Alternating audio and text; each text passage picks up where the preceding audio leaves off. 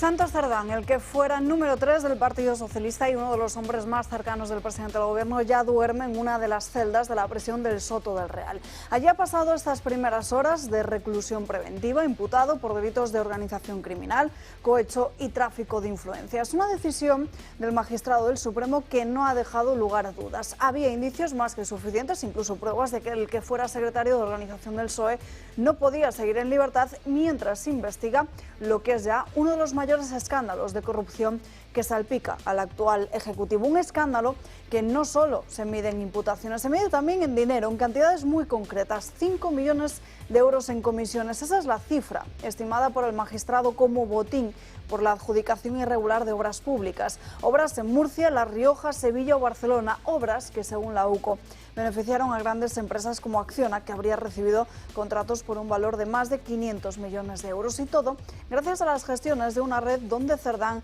no era un peón más. Era, en palabras del magistrado, una figura con cierta preeminencia.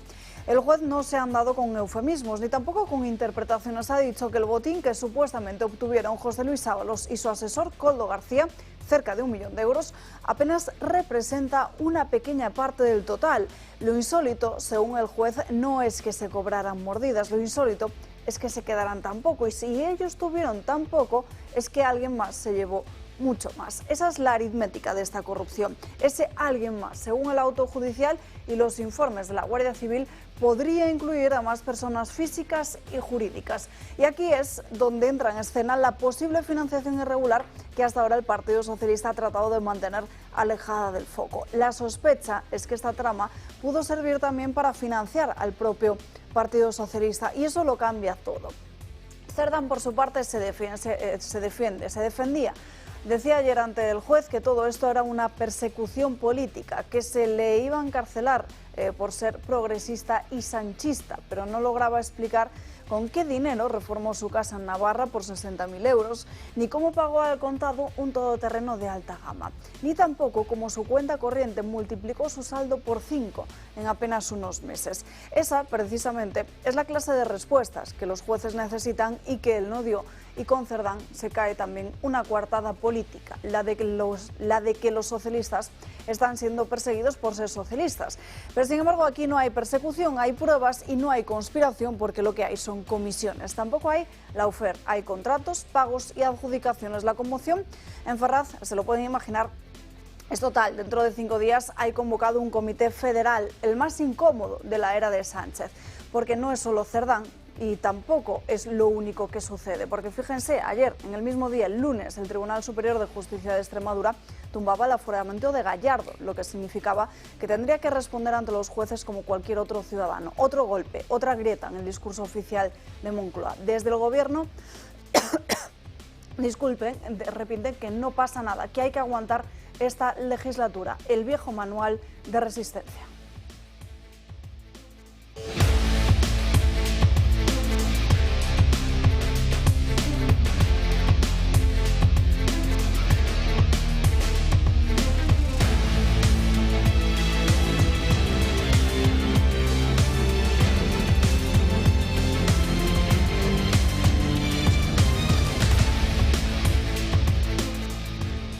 Bueno, buenos días. Es la noticia del día, la de Santos Cerdán, que comenzamos, con la que arrancamos este martes, día 1 de julio, recordando que en el santoral del día de hoy celebramos San Aarón y Santa Esther. Muchísimos asuntos encima de la mesa, sobre todo la corrupción del Partido Socialista. Saludamos a los invitados que nos acompañan hoy. Comenzamos por el comentario de Josep María Francas. Muy buenos días. Pues muy buenos días. Pues mira, de lo que está saliendo, porque ahora ya nos vamos enterando más de exactamente qué es lo que hizo Cerdán para que el fiscal pidiera cárcel y el juez se la otorgara en cuestión de minutos, lo cual hasta ahora no había sido frecuente, puesto que los otros dos pájaros siguen volando libres por el mundo y en cambio este no. Nos vamos enterando de cosas, pero hay una que a mí me ha chocado mucho, pero me ha parecido la más interesante de todas. Supongo que porque el resto ya son conocidas, ¿no? Que es cuando viene a explicar que la moción de censura contra Rajoy, el pacto con el PNV lo gestionó él. El PNV lo ha negado eso, pero que el PNV niegue me da bastante igual.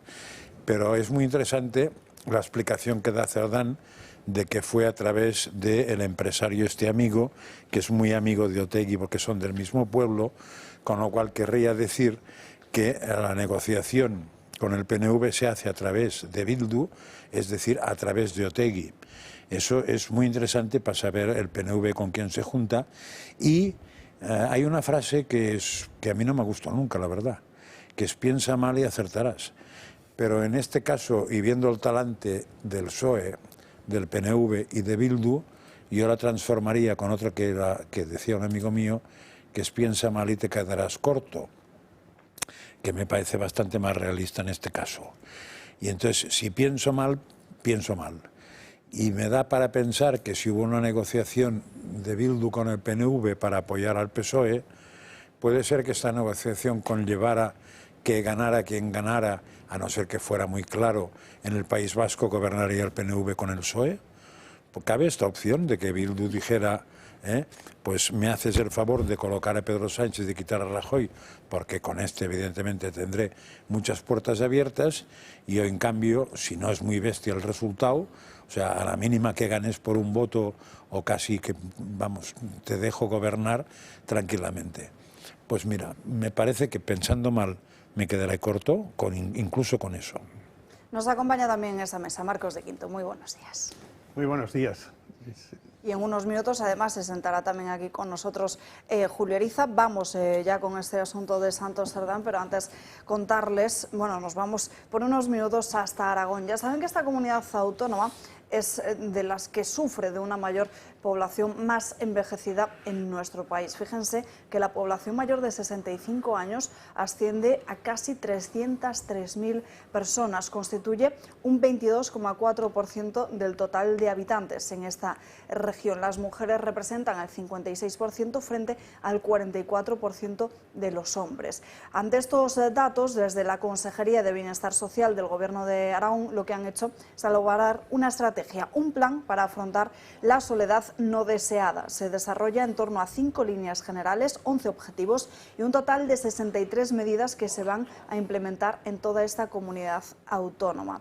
Dependiendo de cómo vayan siendo estos objetivos, esas líneas irán encaminadas hacia un tipo u otro de soledad. Lo que se va a hacer incluso es instalar o implementar una red de radares focalizados sobre todo en farmacias y médicos de cabecera, que son los primeros, dicen desde el Gobierno autonómico, que pueden detectar esta soledad. También la consejera ha explicado, Carmen Susín, que el desarrollo de esta estrategia pues dicen que desde el ámbito sanitario es donde primero se detectan estas situaciones y también las repercusiones sobre la sensación, sobre el bienestar emocional de las personas mayores. Estrategia que implementa Aragón para combatir la soledad no deseada, que es uno de los mayores males en nuestra sociedad, no solo en personas mayores, sino también en las generaciones más jóvenes. Hablamos ahora sí de la noticia del día, de Santos Cerdán, aunque si les parece, primero vamos a desgranar punto por punto qué es lo que dice el magistrado del Supremo, Leopoldo Puente, en ese auto donde habla de botín, de comisiones de hasta 5 millones de euros y de más personas implicadas. Santos Cerdán está en prisión. El juez Leopoldo Puente ha acordado el ingreso en prisión provisional, comunicada y sin fianza al exsecretario de organización del Partido Socialista, por la comisión de posibles delitos de integración en organización criminal, cohecho y tráfico de influencias. El auto del Tribunal Supremo expone que se desconoce todavía su verdadera situación económica y los posibles contactos y o recursos de los que pudiera disponer en el extranjero, por lo que el alto tribunal reconoce que nunca resulta descartable que Santos Cerdán pudiera cometer nuevos delitos. Si lo dejaran en libertad, se produciría un riesgo cierto de que pudiera proceder a la ocultación, destrucción o alteración de pruebas relevantes para un futuro enjuiciamiento. El instructor ve indicios en los implicados, Ábalos, Koldo y Cerdán.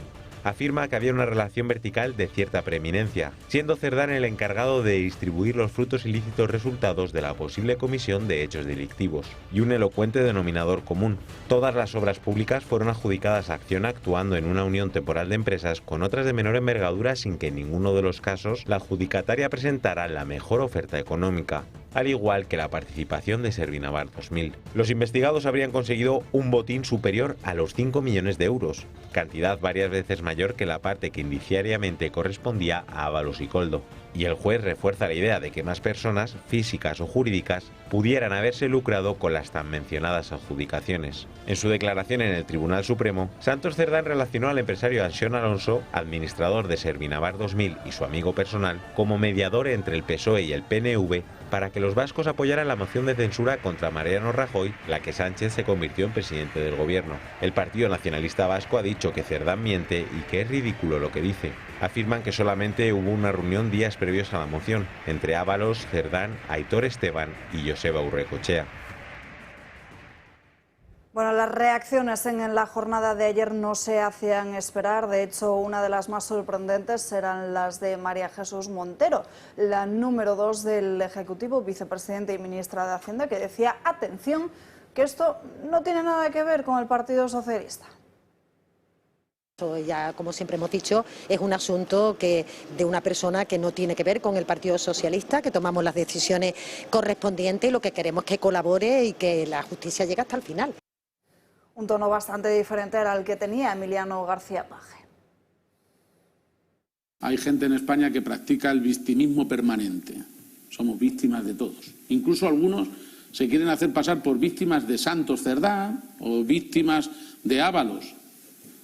Eso lo pueden hacer muchos de los que no han tenido nada que ver ni con ellos ni con sus nombramientos. Pero no lo podrán hacer nunca los que han sido determinantes en su trayectoria política, ¿no? Y es que, y esto es lo que cuenta hoy The Objective y que recogen también más medios en el Partido Socialista, hay una conmoción total. De hecho, no hace muchas semanas, lo recordarán todos ustedes, les comentábamos como aquí en una información que publicaba Toni Bolaños, decía que decían en el entorno de Sánchez que no iba a llegar al mes de agosto, y es lo que empieza a temer su entorno más cercano, porque consideran que la reacción que ha tenido en estas últimas horas prueban que el presidente del gobierno lo sabía e incluso quería taparlo. Es precisamente algo que nos preguntamos también después de ver la otra de las informaciones del día de hoy, la que publica OK Diario en su portada y que muestra cómo cómo este periódico publicó unos audios, publicó que Koldo había grabado en unos audios a Santos Cerdán y que inmediatamente después de que se publicase esa información en este digital, el presidente del gobierno lo que hizo es invitar al que en ese momento era secretario de organización del Partido Socialista a cenar en el Palacio de la Moncloa, como les digo, 24 horas después de destaparse la existencia de estos audios. Recordarán cómo Pedro Sánchez ya mantuvo un encuentro con el propio José Luis Ábalos en los jardines del Palacio de la Moncloa, también justo después de que comenzaran a saberse las primeras andanzas de esta misma trama. Llama la atención también la reacción de Gonzalo Boye, el abogado del separatismo catalán, el abogado de Carles Puigdemont. Un Peugeot no es tan grande como para que el cuarto pasajero no se entere de lo que hacían los otros tres. Los otros tres, ya lo saben, José Luis Ábalos, Koldo García y Santos Cerdán. También, atención a esta parte, y es la derivada política de la que tenemos que hablar también a lo largo de esta mañana, porque desde un primer momento Alberto Núñez Feijóo se negaba a presentar una moción de censura porque decía que no tenía los apoyos suficientes para ello. De hecho, hoy tenemos aquí con nosotros a Marcos de Quinto y no hace muchas semanas les comentábamos precisamente cómo también llamaba a esa moción de censura. Hoy parece que Feijóo cambia de opinión. De momento los socios no parecen moverse, no parecen estar interesados en unas elecciones, pero el del Partido Popular envía a Miguel Tellado a tantear a cada uno de estos socios por si acaso hay alguna pieza que se mueve. Lo que han dicho los de Junts es que si Alberto Núñez Feijóo quiere hablar de una moción de censura, que se vaya a Waterloo. Mientras tanto, la imagen del día de ayer, la imagen de hoy, era el furgón policial entrando en Soto del Real con Santos Cerdán justo después de haber testificado ante el magistrado del Supremo. Una citación judicial que no pasaba desapercibida para nadie, que incluso el propio Santos Cerdán quería elevar a la televisión pública. Recordarán todos ustedes cómo pedía incluso que se llegase a retransmitir esa declaración en abierto para colocar ese mensaje victimista. Marian Vallejo, muy buenos días. ¿Cómo han sido esas primeras horas de Santos Cerdán en prisión? Muy buenos días, Alba. Pues Santos Cerdán ya ha pasado su primera noche en Soto del Real, a la que fue enviado tras comparecer ante el juez del Supremo que instruye el caso Koldo. El que fue número 3 del Partido Socialista tendrá que permanecer ahora en prisión provisional, comunicada y sin fianza, y será el juez el que diga cuánto tiempo va a estar allí. ¿En qué condiciones está? Pues llegó en torno a las 5 menos cuarto de ayer por la tarde y una vez allí fue sometido al procedimiento habitual, que consta de un reconocimiento de huellas y toma de fotografías. También tuvo un reconocimiento médico y una reunión con un trabajador social que consideró que debía ingresar en un módulo preventivo. Esto es una celda a la que algunos presos pasan como máximo 5 días hasta que se le adjudique su módulo y su celda definitiva. Normalmente los políticos como él suelen ir al módulo 10. La cárcel de Soto del Real es además conocida como la cárcel VIP porque por allí han pasado ya varias caras conocidas como políticos o empresarios. Es una prisión que cuenta también con muy buenas instalaciones, piscina como la que estamos viendo, pistas deportivas, gimnasio, talleres y centros educativos. Las celdas además no son como en otro centro penitenciario porque miden 10 metros cuadrados y tienen también baño con ducha incluida, una mesa, una litera y una silla. Además los internos pueden ir con ropa de calle en su día a día. Santos Cerdán va a dormir acompañado de otro preso que tendrá que, como trabajo, protegerle tanto del resto de reclusos como de él mismo. Esto es algo habitual cuando ingresa en esa cárcel un nuevo reo. Esta misma mañana Cerdán ha tenido ya acceso a hacer su primera llamada en la cárcel y esta tarde podría recibir la visita de un psicólogo en su módulo de ingreso. Gracias, Marien. Es muy interesante también que Santos Cerdán esté en prisión porque allí también tendrá tiempo para poder reflexionar y lo que pase en los próximos días también va a ser interesante desde su punto de vista porque puede estar dispuesto a cantar, aunque muchos consideran que ya ese mensaje de definirse a sí mismo como el arquitecto de este gobierno envía un mensaje muy importante, un aviso a navegantes, Marcos. Sí, bueno, en primer lugar yo creo que hay que explicar que Santos Cerdán ha ingresado en prisión, no porque el juez no haya querido que ingresara Ábalos o Koldo, sino porque el juez instructor solo puede enviar a alguien a prisión si también lo solicita el fiscal. Y en este caso el fiscal Luzón ha hecho esa solicitud y por supuesto pues el juez del Supremo ha aceptado esa decisión. Yo creo que Santos Cerdán, dentro de lo que es la banda, pues tiene una posición muy importante, pero por supuesto no es el número 1. Y es muy importante porque Santos Cerdán, junto con Koldo, ya venían con cierta experiencia desde el 2015 en Navarra, ¿no? Entonces es posteriormente cuando ya Ábalos pues entra, diríamos, casi como de meritorio, porque la experiencia la llevaban ya Santos Cerdán y Koldo respecto a algunas operaciones que ellos habían hecho ya en Navarra. Y luego en este sentido, dentro de la estructura de la banda, aunque sea ministro Ábalos, posiblemente él haya estado en una posición más baja. De hecho, cuando Ábalos le nombran ministro, Santos Cerdán es el que le coloca a Koldo para que de alguna manera pues colabore y sea el que supervise todas las cosas que va a estar haciendo Ábalos. Mi entendimiento es que en un determinado momento, pues Ábalos y Koldo, pues resulta que tienen grandes afinidades, posiblemente alguno de sus hobbies favoritos, que no voy a desvelar aquí, y llega un momento en que deciden llevarse más de lo que les correspondería. Y entonces hay un enfrentamiento entre Santos Cerdán y lo que es Koldo y Ábalos, que de repente han decidido posiblemente llevarse más de lo que tendrían acordado. Hay una frase muy curiosa que en un determinado momento dice Ábalos, dice, pero yo no tengo un piso en Chamberí de 1 millón de euros. Pues resulta que todos pensábamos que hacía referencia a Isabel Díaz Ayuso. Finalmente se ha visto que no, que estaba haciendo referencia a un piso de Santos Cerdán. Cuando Santos Cerdán supuestamente, y todo esto que digo supuestamente, se queja al número 1, y no sé si es el número 1 o número 2, en Moncloa, de lo que está haciendo Ábalos y Koldo, es cuando ese número 1 o 2 que está en Moncloa le dice a Ábalos, te tengo que retirar y tú sabes por qué. Y digo que el de Moncloa no sé si es número 1 o número 2, porque tenemos aquí también otra pieza que es Zapatero, ZP.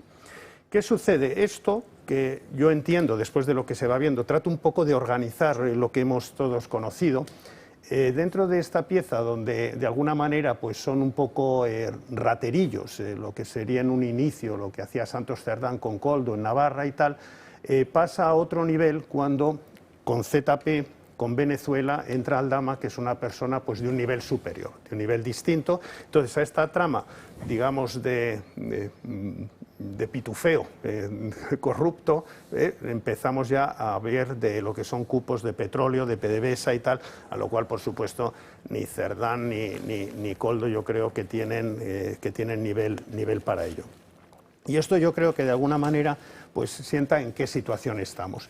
El hecho de que estén en estos momentos en prisión Santos Cerdán, el hecho de que además haya tenido una estrategia de defensa pues bastante idiota, bastante estúpida, pues bueno, vamos a ver ahora qué sucede, porque lógicamente ninguno sabe lo que tiene el otro, y en estos momentos yo creo que el que más tiene de todos es este Villarejo Bis, que es Koldo, y que tiene absolutamente todo de todos, y yo creo que ese problema, esa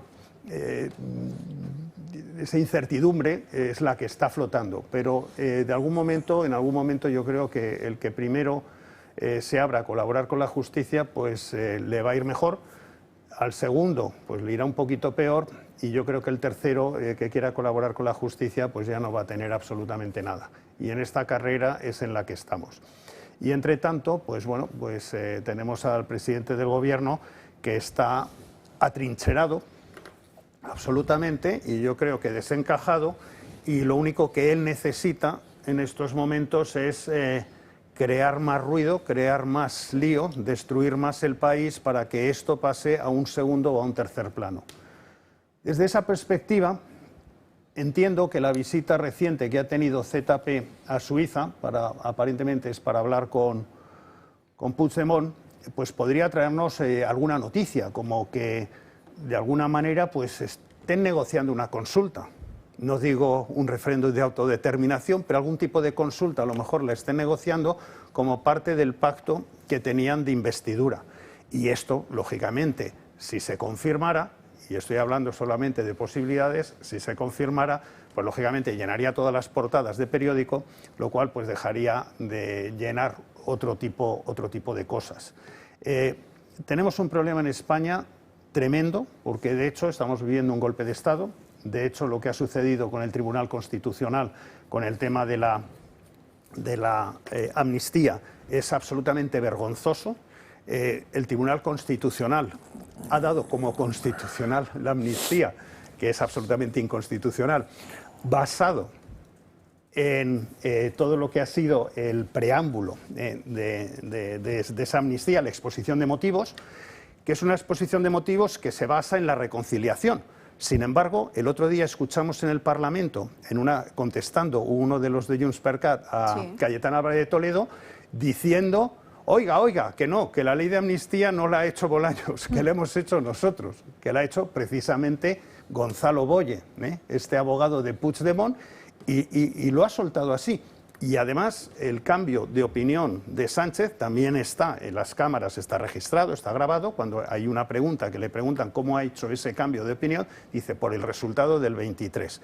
Luego, la exposición de motivos debería de recoger que es a cambio de los 7 votos, tal como ha dicho el propio Sánchez y tal como en su momento han reconocido los independentistas de Junts per Cat. Pero bueno, esto es un absoluto golpe de Estado, porque de hecho, además, la amnistía no está contemplada en nuestra Constitución, y curiosamente Bolaños dice a los jueces que tienen que interpretar la voluntad del legislador en lo que se refiere a la ley de amnistía, que básicamente lo que están diciendo es: indulten al señor Puigdemont. Y entonces la interpretación de los jueces, es decir, el espíritu de los legisladores en la ley de amnistía, hay que respetarlo. Sin embargo, el espíritu de los legisladores, cuando hicieron la Constitución, y además existen borradores donde quedó anulado el tema de la amnistía porque se debatió y lo quitaron, ahí el espíritu de los legisladores hay que olvidarse. Sí, a ver, es que hay mucho melón abierto, sí. A ver, me intentaré ser... Es que somos pocos y... Claro. Sobre el tema de la moción de censura, creo que justo lo que están haciendo es porque no se va a hacer. Y entonces, porque si la quieres hacer, no dices que la quieres hacer. Primero preguntas y después, si hay opción, la mueves. Pero si dices que vas a preguntar si la quieres hacer, yo creo que buscan, diríamos, el doble efecto. Uno, que Vox no puede decir que no tienes hormonas para hacerla. Dos, que has intentado hacerla, pero sin hacerla. Me parece que van por ahí los tiros, porque al menos yo, si fuera él, no hubiera dicho, no hubiera hecho público lo que ha hecho público. En cuanto a lo demás, coincido bastante con lo que has dicho ahora, en las dos cosas, o sea, en las dos del principio, porque me parece que van por ahí los tiros. Es decir, aquí hay una trama, una barra que funcionaba muy bien, pero eso pasa ya muy en serio cuando aparece Venezuela. Un personaje muy bien colocado en el mundo y con contactos muy profundos me dijo no hace mucho, ahora un año y medio, me dijo, todo viene de Venezuela. Y claro, todo que se refiere a la parte sustancial del tema. Y ahí es donde entra Zapatero. También tengo claro yo que Pedro Sánchez puede ser el 1, pero puede no serlo. Tiene muchos números para ser el 2, sobre todo a partir del tema venezolano. Tampoco creo que fuera el 1 en la etapa navarra, porque no iban por otro lado. Me parece que todo eso viene después. Ahora, lo que sí es muy importante, yo en una de las introducciones estas que hago, dije que había pedido que se beatificara a Pedro Sánchez, la beatificación canónica, porque estando unos cuantos días, unos 7, no sé si eran 6 meses o 7 meses, lo que sale al lado de dos personajes que tienen el pito muy suelto, pues conseguir que no hagan nada de manera que tú te des cuenta que van así por la vida, pues eso es que les ha transformado claramente el halo de santidad que tiene alrededor, y ha pasado a unos señores que sean promiscuos a célibes temporales, y eso es un milagro. Quiero decir que hay que ser muy idiota para creerse que Pedro Sánchez no sabía todo. Ahora, el problema no está en ser idiota, el problema está en que la justicia funciona por pruebas. Y entonces, hasta que no aparezca la prueba, nos tendremos que tragar, pues eso que se dice de botijo, tal, no sé qué, pues que no es un botijo, o sea, o el pato que hace de pato y tal, pues no es un pato, hasta que veamos una puñetera prueba de que es un pato. Hoy, como bien has dicho tú en la prensa, ya se insinúan 3 entradillas del tema, pero falta el siguiente paso, porque por ahí no va, con la justicia no valen insinuaciones, tiene que haber pruebas concretas. Sí, yo una cosa que no creo que se esté prestando la suficiente atención. La corrupción en España, la corrupción política, desgraciadamente, pues es un tema endémico, que con mayor o menor intensidad, pues los ciudadanos en España llevamos sufriendo pues desde hace mucho tiempo. El problema que hay en la actualidad con Sánchez y su banda es el salto cualitativo que se ha producido y que es muy peligroso. Y voy a comentar por qué. La corrupción hasta ahora era, por decirlo así, como una corrupción doméstica. Constructores, políticos, obra pública, el dinero que se mueve de un lado para otro.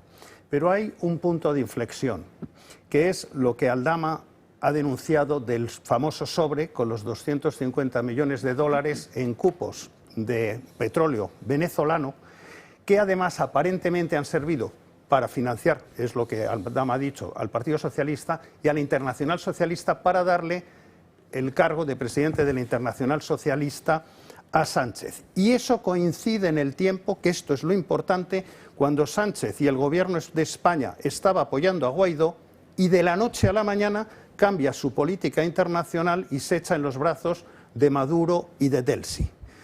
Quiere decir que esa corrupción, si finalmente se demuestra, querría decir que gobiernos extranjeros están comprando decisiones de política exterior en España. Y eso es el salto cualitativo de la corrupción.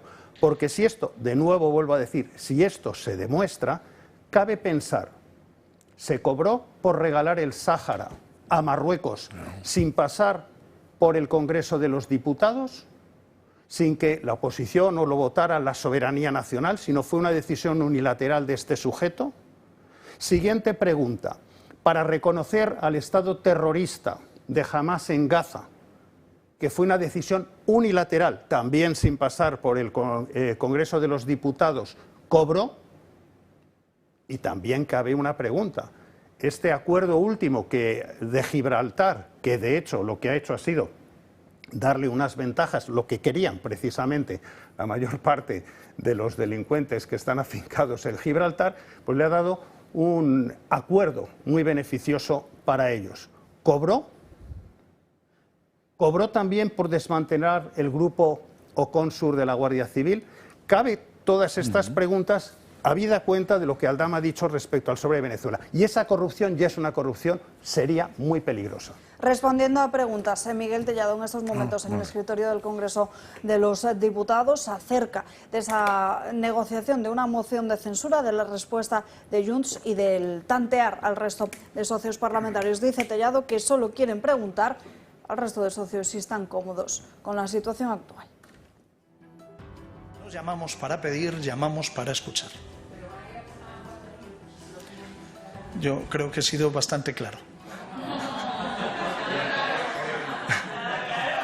Va a repetirse la pregunta, Miguel. Sí, buenas tardes, portavoz. Dado que no quiere contestar, entendemos que el Partido Popular deja abierta la posibilidad de que Feijóo se reúna en Waterloo con el líder de Junts, Carles Puigdemont. No, quien ha ido a Waterloo a hablar con Puigdemont es un tal Rodríguez Zapatero. Ese sí ha ido, que parece ser que es el sustituto de Santos Cerdán en las altas negociaciones. Miren, nosotros no vamos a hacer lo que a otros hemos criticado. Nosotros no somos como el Partido Socialista. No somos como el Partido Socialista. No, no lo somos. Nadie nos encontrará ahí.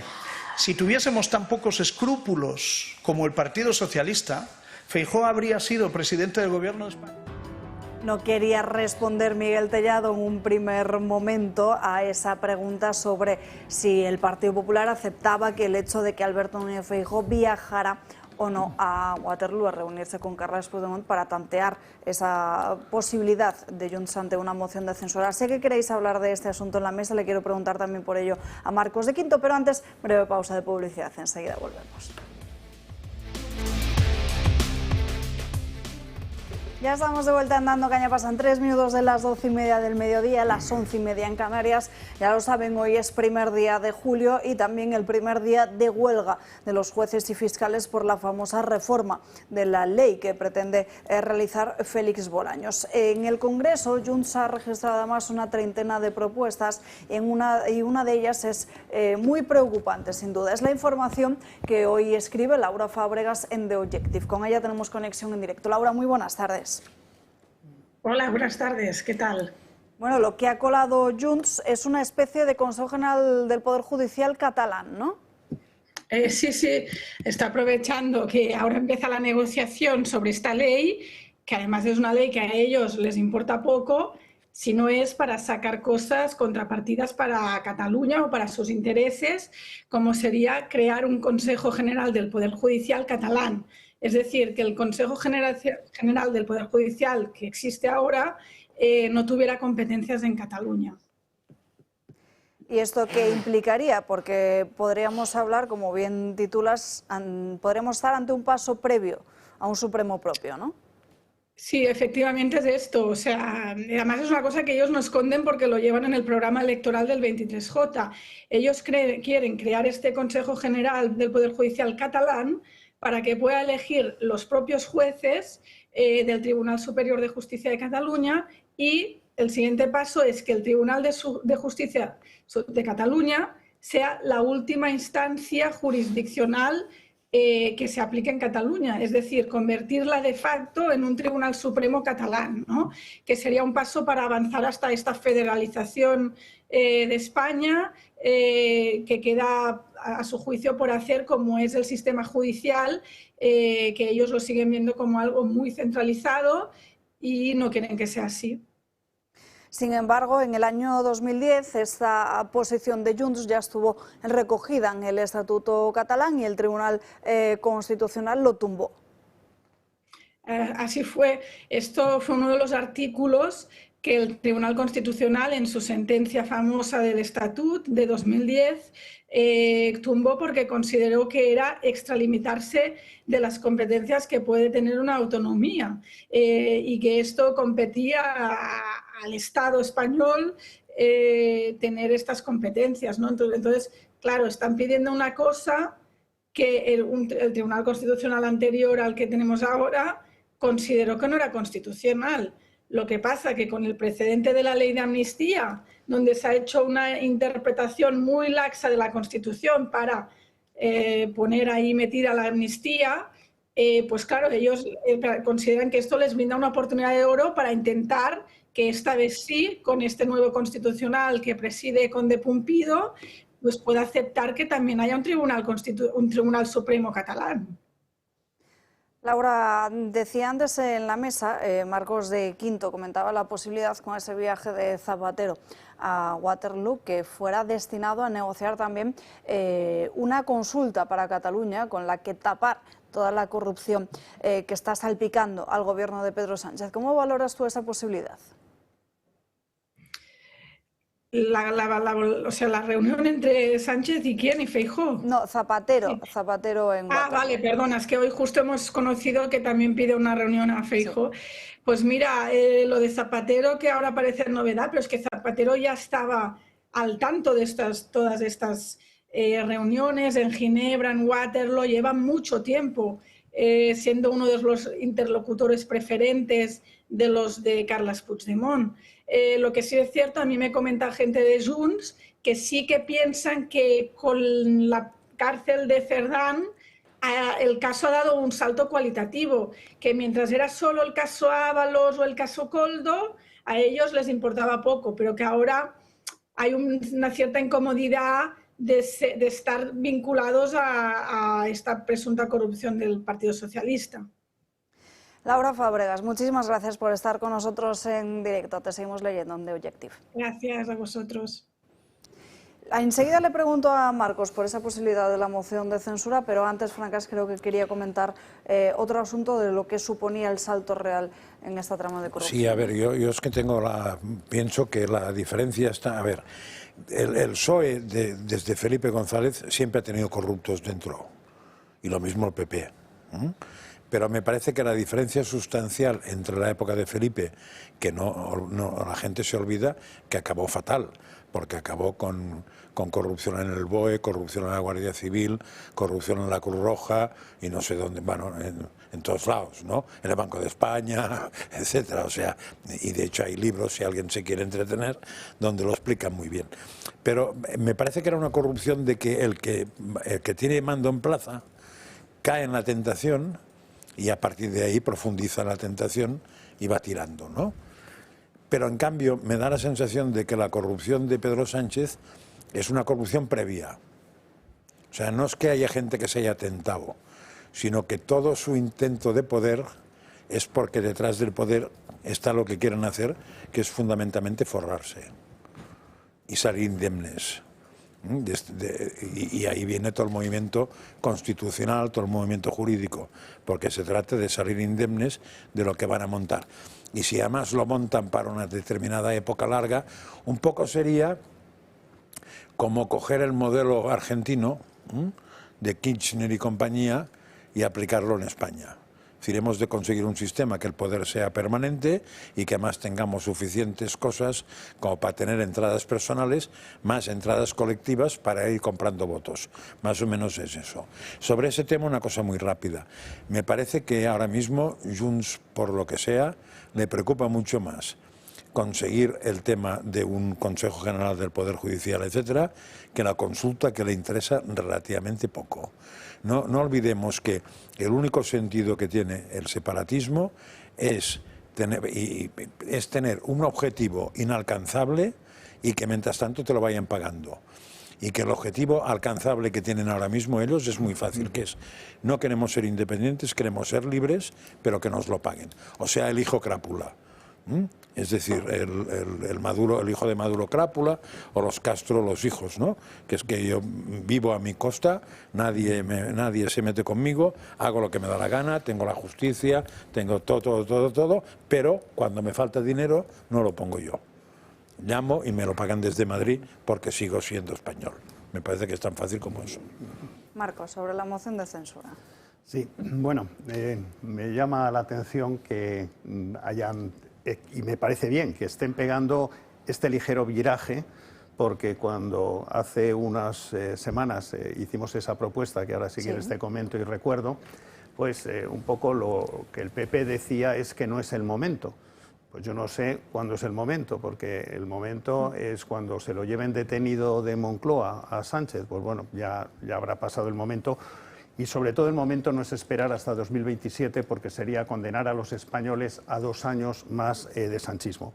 Otro de los temas que estaba impidiendo que la moción de censura pues la presentara el Partido Popular era que decían que si no tienen garantizada la victoria en esa moción de censura, es decir, si no tenían los votos necesarios para ganarla, que era una tontería. Yo creo que las mociones de censura juegan en 2 terrenos de juego. Uno es en el de la votación. Tú puedes perder la votación, pero puedes ganar por goleada el debate. Y yo creo que el debate está ganado suficientemente. Y si tienes confianza en ti, vas a una moción de censura sin tener amarrados los últimos 5 votos y lo que haces es esperar que tu capacidad dialéctica, que tu capacidad de convicción pueda mover el voto de alguna gente indecisa, incluso a lo mejor si existiera algún diputado socialista con un poco de dignidad. Otro de los temas, de los mantras que comentaba el Partido Popular, dice, es que es dar un balón de oxígeno a Sánchez. Bueno, dicen eso y te quedas tan pancho. Dices, pues entonces es verdad, es que es darle un balón de oxígeno. Y todos los palmeros, pues básicamente dicen, es darle un balón de oxígeno, todos los palmeros mediáticos que tienen. Y dices, vamos a ver, si eso es darle un balón de oxígeno, es decir, si eso beneficia tanto a Sánchez, una moción de censura que fracase, pues perfectamente el PSOE le cedería 2 diputados a Vox para que Vox la presentara.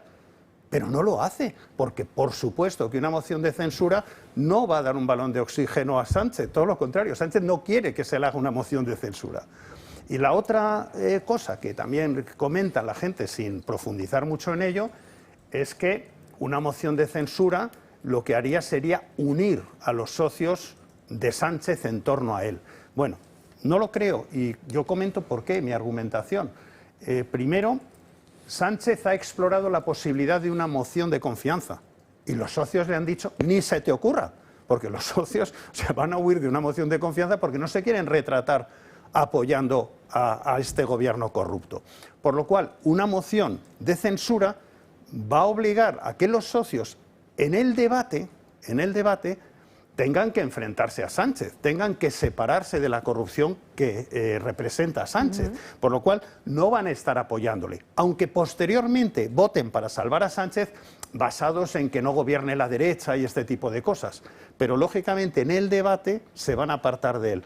Por lo cual yo digo, con estas argumentaciones dices, oiga, no somos tontos, deme otra argumentación de por qué realmente no se quiere hacer, porque de alguna manera en la situación en la que estamos, prácticamente de golpe de Estado, una moción de censura es una obligación moral de cualquier partido que se crea de oposición. El problema que nos encontrábamos era un bloqueo, que es decir, Vox querría hacerla, pero solo tiene 33 diputados y necesitaría 35, o sea, Vox quiere pero no puede, y el PP puede pero no quiere. Y en este sentido hicimos una propuesta a la sociedad civil diciendo, si el PP nos presta 18 diputados y Vox otros 18 diputados, hacemos una moción de censura con un jurista de reconocido prestigio que no esté metido en el tema político y que esté retirado, con el único programa electoral, con el único programa de hacer elecciones de inmediato. Y eso siempre va a dar más comodidad a un PNV o a unos díscolos socialistas votar a un jurista de reconocido prestigio para volver a devolver la voz al pueblo español, que no votar a Feijóo o incluso no votar a Santiago Abascal. Es decir, todo eso facilitaría lo que sería este proceso. Vox dijo, vale, perfecto, nosotros por nuestra parte aportaríamos los 18, pero nosotros no hemos recibido ni acuse de recibo de nuestra propuesta por parte del Partido Popular, diciendo que no era el momento, el balón de oxígeno y todas estas cosas. Pues bueno, pues si ahora en estos momentos están revisitando esa decisión suya, oye, pues bienvenido sea. Pero también digo que a mucha gente, a muchos tertulianos que han estado tirando porquería sobre toda esta propuesta, que en algún momento se miren muy bien las cosas y que vean, porque estos virajes que a veces hacen los partidos, pues salen por la ventanilla mucha gente que ha estado actuando de palmeros con ellos. Como los periodistas de aquel manifiesto que salía hace no muchas semanas negando la existencia de ese informe de la OCU. Fíjense cómo han cambiado las cosas desde entonces. Francas. A ver, me siento afectado. Yo era partidario... Es verdad, porque sí que mencionaste en algún Yo creo que es un error. Francas que no lo he dicho. Yo creo que es un error ahora mismo plantear una moción de censura, cosa que no era un error antes. Las dos que presentó Vox no era un error, pero ahora mismo sí sería un error, a no ser la tercera vía. La tercera vía no es un error, pero la vía del PP es un error, primero por muchos motivos, en parte por dar un balón de oxígeno. ¿En qué sentido? En dar un balón de oxígeno. A ver, es muy distinto una moción de censura que una cuestión de confianza. La cuestión de confianza es muy difícil que el resto de partidos apoyen abiertamente a Sánchez, porque no hay candidato. Es decirle usted no. Y además en la moción de confianza cabe una opción, que yo creo que es la que tendría que haber optado si fuera inteligente el PSOE, que es retirar a Pedro Sánchez y poner a otro, que es cuando nos iría a todos peor. Porque el otro podría seguir con toda la legislación sanchista sin tener la mochila detrás de poder tener que salir por la puerta de atrás perseguido por la Guardia Civil, ¿eh? Con lo cual sería mucho peor. Pero Francas, solo no sé por qué no lo hacen. Solo una cuestión, Francas. Sí. Una moción de censura tiene muchísimas utilidades y en estos momentos la maquinaria del Congreso de los Diputados. O sea, detiene todo lo que se está produciendo ahí. Y nosotros tenemos la ley Bolaños, tenemos ahí unas leyes que van a cargarse el Poder Judicial. Luego llega un momento en que activar ese resorte, en ese momento paralizas toda la actividad parlamentaria y estás retrasando cosas que pueden ser muy peligrosas para este país. O sea, hay que ver las cosas con cierta generosidad. No es el tema, es que yo no quiero salir perdedor. Si no quieres salir perdedor, la propuesta que nosotros hemos hecho con un jurista y no sales perdedor, pero estamos por lo menos deteniendo eso. Pero ya te digo, es que ni siquiera hemos recibido ninguna respuesta, pero lógicamente antes, igual que se podía detener determinadas leyes en el Senado o ralentizarlo, la moción de censura te está ayudando, es una herramienta, y si tú tienes una herramienta que haya una remotísima posibilidad de que funcione, si no hay otra, utilízala. Porque yo creo que la sociedad española tiene que utilizar en estos momentos de golpe de Estado, porque es un real golpe de Estado, todas las herramientas al alcance para poder combatirlo. Porque si no, ¿qué tenemos que hacer la sociedad civil? Decir, oiga, utilícela, tiene ese elemento. Además, se pueden hacer dos mociones de censura. Es decir, puede hacer una moción de censura perfectamente el PP cogiendo 35 de sus diputados y posteriormente, dentro de 3 semanas, si le presta 2 a Vox, puede hacer otra. Es decir, y podemos seguir paralizando así de alguna manera la tramitación de leyes que van contra esto. Pero lo que pasa es que hay un tema partidista, que eso es lo que en esta situación tú no puedes pensar partidistamente si eso me conviene o no me conviene y tal. Y vamos, hombre. Yo es que en mi cabeza tengo... No, que no te lo digo por ti. No, pero que en mi cabeza tengo los 20 años que he estado en política y cómo piensan ellos. El tema de paralizar la legislación les importa un rábano. O sea, esto ni se lo han planteado, que paraliza la legislación. ¿Y por qué la van a paralizar, la legislación? Yo creo que ahí están pensando en ay, Hernández Mancha. Me parece que van por ahí los tiros. O sea, Feijóo dice ay, Hernández Mancha. No quiero ser un segundo Hernández Mancha y ya está. Pero por eso digo, pero que no se está pensando tanto en España como en el interés partidista. Pero a ver, Marcos, y eso es lo que es una pena en un momento donde se necesita generosidad. Sí, pero Marcos, del PP, del PSOE, ¿conoces a alguien que piense en España? Yo no es un... Mira que he estado en reuniones, ¿eh? No, es un tema que no sale, o sea, estamos hablando de otra cosa, ¿eh? Aquí es poder, etcétera. Entonces, yo sí lo que pensaba es que así como las otras, el desgaste y el plantear alternativas eran muy buenas, en este caso, este hombre se está quemando, o sea, cuanto más dure, eso es triste decirlo, ¿eh? Pero cuanto más dure, más cosas arrastrará con él, porque está, falta la puntilla. O sea, la espada ha entrado, falta la puntilla. Entonces, cuanto más dure, con lo cual no sé si es el momento de paralizar la muerte o la herida. Igual es el momento de no paralizar la herida. Entonces, yo ahora sería más partidario de bloquear con el Senado, bloquear el TC a base de que los míos no asistan. O sea, continuamente desgaste por todos lados. Pero lo otro, como sé que el político le pesa más el miedo, además Feijóo no es un líder de nada. O sea, yo entiendo que Bascal, que es otra cosa, le encanta meterse en el fregado, aunque reciba leches hasta en el carnet de identidad.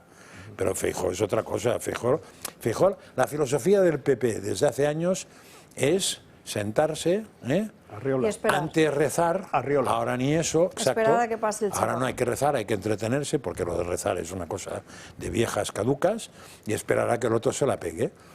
Y entonces yo pienso en lo que piensan ellos. Me parece que van por ahí los tiros. La moción de censura, incluso te digo otra cosa. Sí que yo veía la conveniencia, si tuviera yo muy claro, que además me parece que lo tengo claro, que las estocadas están viniendo, o sea, que falta la estocada final o la puntilla, que va a ser cuando se sepa que hay financiación del PSOE, cuando hay tal, en ese momento sí podía ser bueno entrar ahora, porque no sería un balón de oxígeno, sería un golpe más. Pero claro, si no va a venir nada después y vamos a entrar en un verano que lo va a paralizar todo, igual lo prudente sería, si hay que hacerla después, no ahora.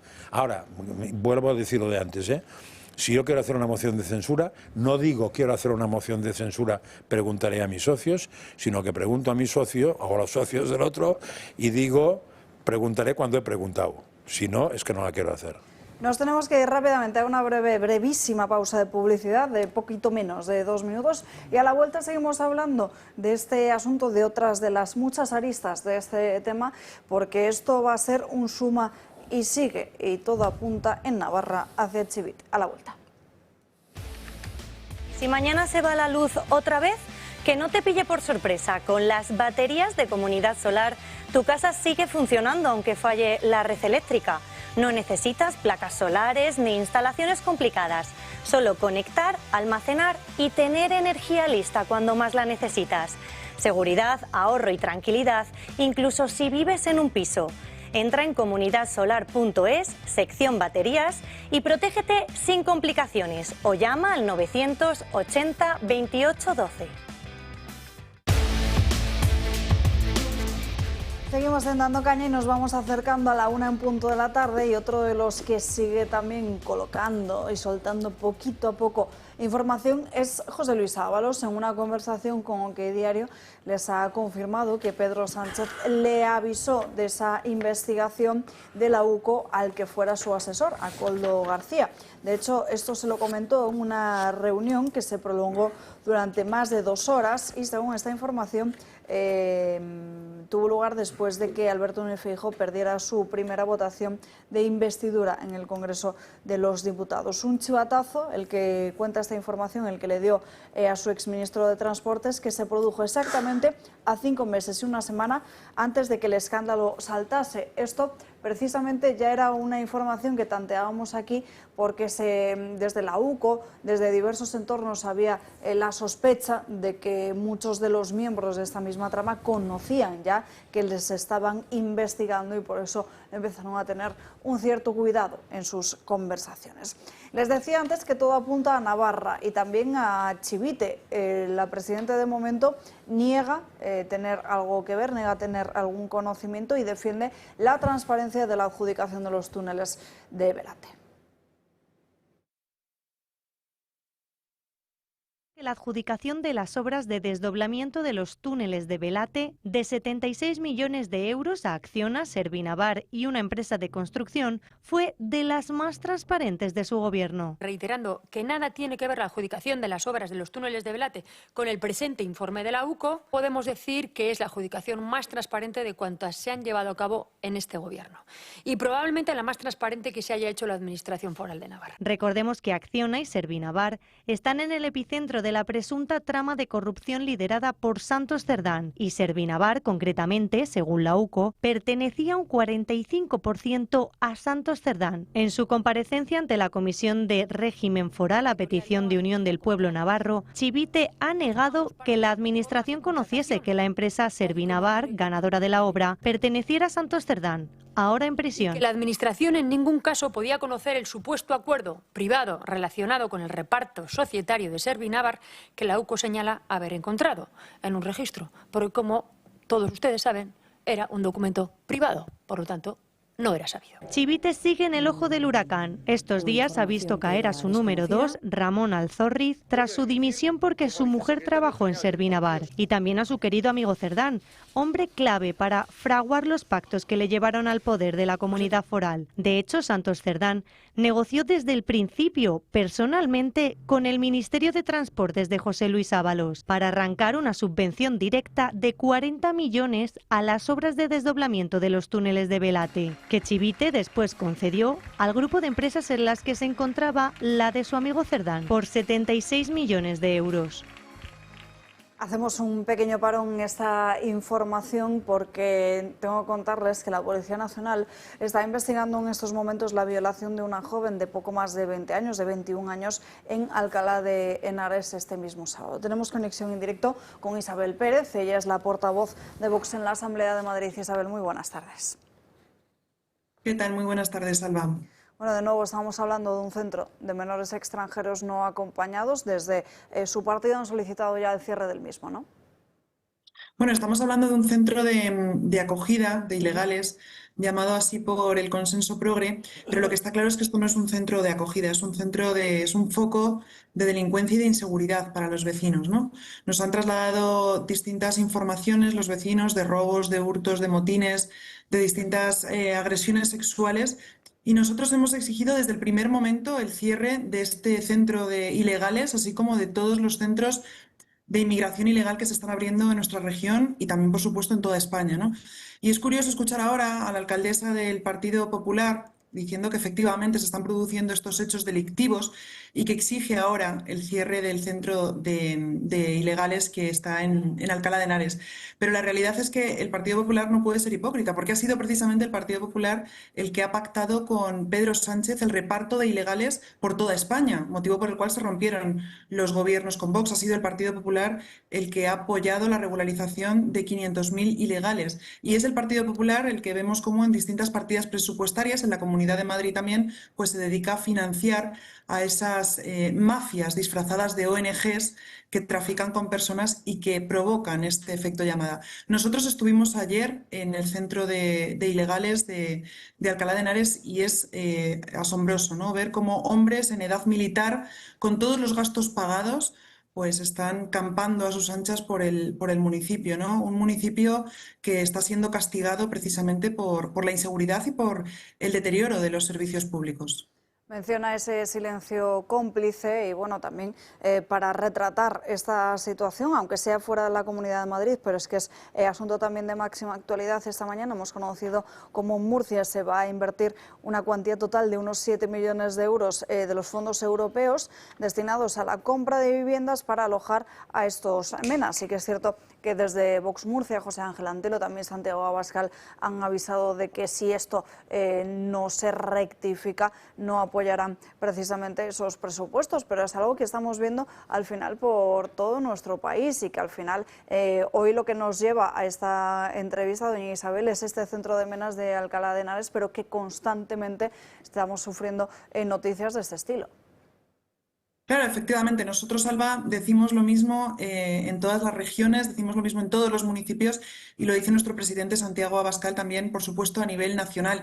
Y es que lo que tenemos que hacer es proteger nuestras fronteras. Nosotros queremos fronteras seguras, queremos expulsiones inmediatas y tolerancia cero con la inmigración ilegal y con todas aquellas ONGs que en el fondo pues son mafias que trafican con personas. Por eso lo dijimos ayer en el centro de Alcalá de Henares y esta mañana también al conocer ese ese contrato que quería hacer la región de Murcia, el Partido Popular de Murcia, para dar viviendas, amenas viviendas que no llegan a los españoles, pues efectivamente Santiago Abascal y José Ángel Antelo, nuestro presidente en Murcia, pues ha dicho precisamente que si ese contrato seguía adelante, pues que no iba a haber ese apoyo a los presupuestos, ¿no? Y hemos conocido recientemente cómo la consejera de Murcia ha dado marcha atrás, ha dicho que ha sido un error del Partido Popular y hemos conseguido, gracias a la presión de Vox, que el Partido Popular diera marcha atrás en esas políticas de fronteras abiertas y de efecto llamada.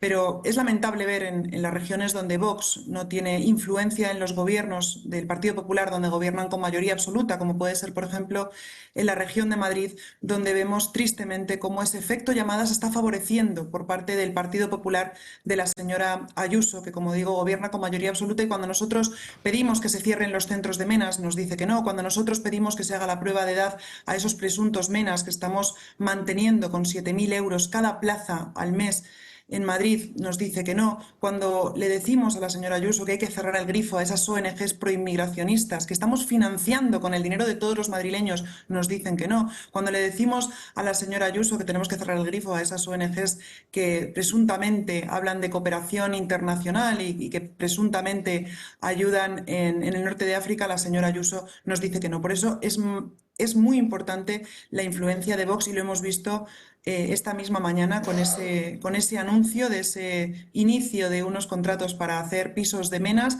y ante la negativa de Vox a apoyar los presupuestos en la región de Murcia, pues el Partido Popular ha dado marcha atrás. Pero es que esto debería ser una cuestión de sentido común. Yo creo que todos los españoles que conviven con un centro de ilegales cerca de su casa o con un centro de menas saben perfectamente la realidad delincuencial y la realidad del deterioro de los servicios públicos. No puede ser, como vi yo ayer en el centro de ilegales de Alcalá de Henares, como estos hombres en edad militar tienen la mesa puesta, tienen alojamiento, tienen vivienda y tienen incluso seguridad y están campando a sus anchas durante horas por el municipio de Alcalá de Henares, mientras hay miles de familias que acuden a los servicios sociales y les cierran la puerta. Tenemos que hablar de prioridad nacional y tenemos que ayudar, por supuesto, primero a nuestros compatriotas. Y expulsiones inmediatas. Yo creo que esto es una cuestión que aprueban una gran mayoría de españoles y no entendemos cómo el Partido Popular pues sigue dándole la mano al Partido Socialista para favorecer precisamente ese efecto llamada. Y como he dicho antes, ayer la alcaldesa de Alcalá de Henares ponía el grito en el cielo, pero lo que tiene que hacer es ir a poner el grito en el cielo en Génova y decirle al Partido Popular que rompa todos sus acuerdos con el Partido Socialista, incluidos los acuerdos migratorios que están perjudicando a los barrios y a los municipios, en este caso de Madrid. Isabel Pérez Moñino, muchísimas gracias por estar con nosotros en directo, ha quedado clarísimo. Un fuerte abrazo. Muchísimas gracias a vosotros, Alba. Bueno, y atención a esa noticia importante de última hora, porque les estábamos informando constantemente durante toda la mañana de hoy lo que había sucedido en Murcia, de cómo Vox amenazaba al Partido Popular con no apoyar los presupuestos autonómicos y no retiraba precisamente esa iniciativa de invertir unos 7 millones de euros en viviendas para ilegales. Finalmente, y es noticia de última hora que nos lo adelantaba Isabel Pérez, el Partido Popular ha dado un paso atrás. La consejera murciana ha asegurado que se trataba de un error. En fin, pongamos el foco en cómo llega precisamente el Partido Socialista a su cita de este fin de semana, a su crucial Comité Federal, aunque hay muchas voces que piden un congreso y cuanto antes. Entre esta imagen del Comité Federal de 2024, donde Cerdán era ratificado como secretario de Organización Socialista, y esta otra, han pasado 30 semanas. Entre estas declaraciones en Sevilla, una estrategia de cacería humana. Hay una industria de odio generando fango, ruido, bilis sin parar, con el objetivo de generar caos. y esta entrada en prisión más de 210 días, tiempo suficiente para ver a un PSOE acorralado por diferentes frentes de corrupción. El caso Koldo, que arrastra al exministro Ábalos y Cerdán, los dos últimos secretarios de organización socialistas, marca un comité para elegir un puesto complicado en los últimos años para los de Ferraz. Sánchez cerrará filas con los suyos mientras desoye las voces críticas de su partido, tanto actuales... Incluso algunos se quieren hacer pasar por víctimas de Santos Cerdá o víctimas de Ábalos. Como históricas. Esta autoamnistía es una vergüenza. Conmigo nunca contará nadie que haya participado, nunca contará nadie que haya participado en esto, que es pedirle perdón a los que han hecho la barrabasada. Precisamente la cabeza del expresidente González la piden otros históricos como Amparo Rubiales. Un comité en el que también resuena el caso Tito Berni, el del fiscal general del Estado, el de Begoña Gómez y el caso David Sánchez. La Oficina de Artes Escénicas, sí. ¿Qué es? Es la oficina que se encarga de las artes escénicas. Una trama de presunta corrupción que estrangula al socialismo español y familiares cercanos al presidente Sánchez. Todo apunta a que el próximo número 3 socialista será una mujer, para intentar paliar la pérdida de credibilidad feminista con los últimos audios. Y la colombiana, ¿no? Y la colombiana nueva. Y la otra no, sí que quiere, la otra también, pero ya porque cambiarás tú. Sí. Pero a ti te gusta más la colombiana. No, bien, Carlota se enrolla que te cagas. Pues la que tú quieras. Un comité donde Sánchez recompondrá su núcleo duro y donde cogerá fuerzas para la comparecencia en el Congreso el próximo 9 de julio, para dar cuentas de toda la corrupción.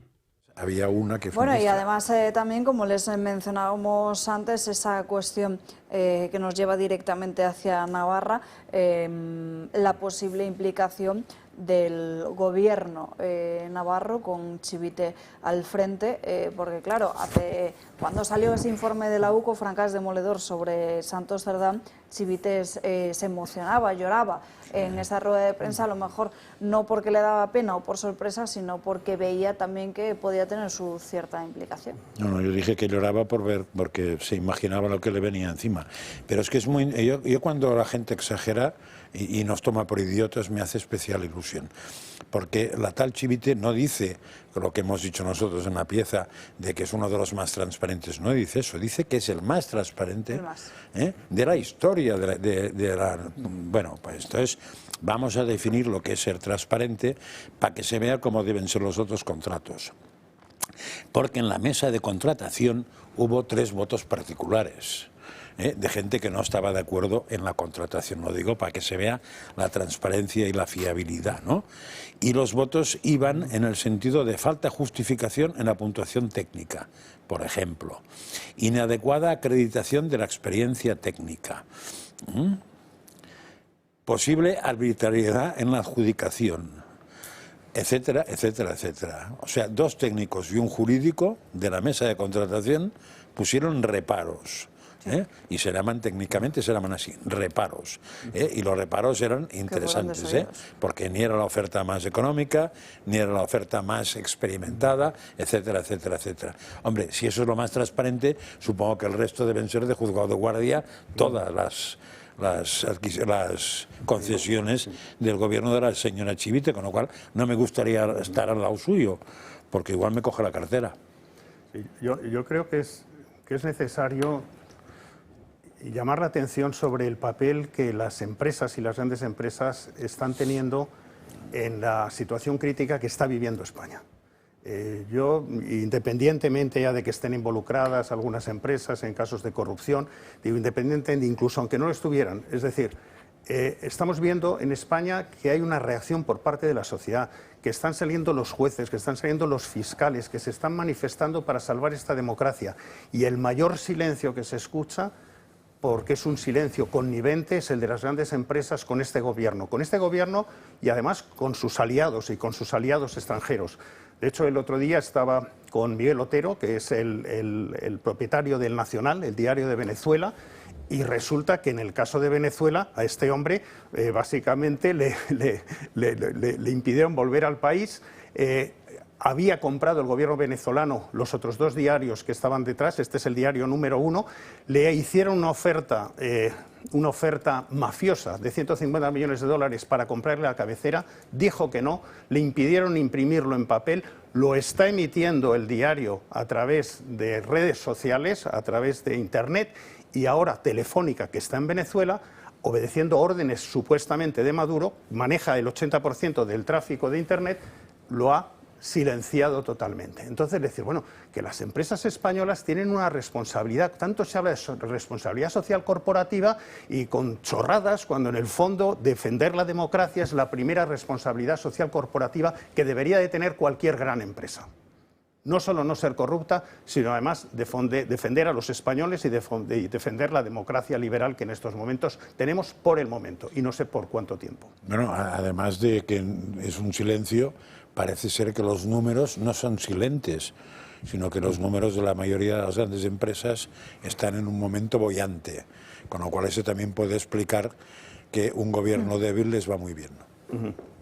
En fin, vamos a seguir avanzando con más cuestiones porque la del caso Koldo no es la única pieza en el entramado de corrupción que rodea al presidente del gobierno, Pedro Sánchez. De hecho, Francas, durante la emisión de una de estas últimas piezas, me preguntaba dónde había quedado el Tito Berni, el famoso caso mediador del que estuvimos hablando, y que también disparaba contra algunas de las personas que están implicadas en esta trama, como directamente Ángel Víctor Torres del gobierno de Canarias, Salvadorilla, más allá de todas esas fiestas. Y alguna más. Y alguna más.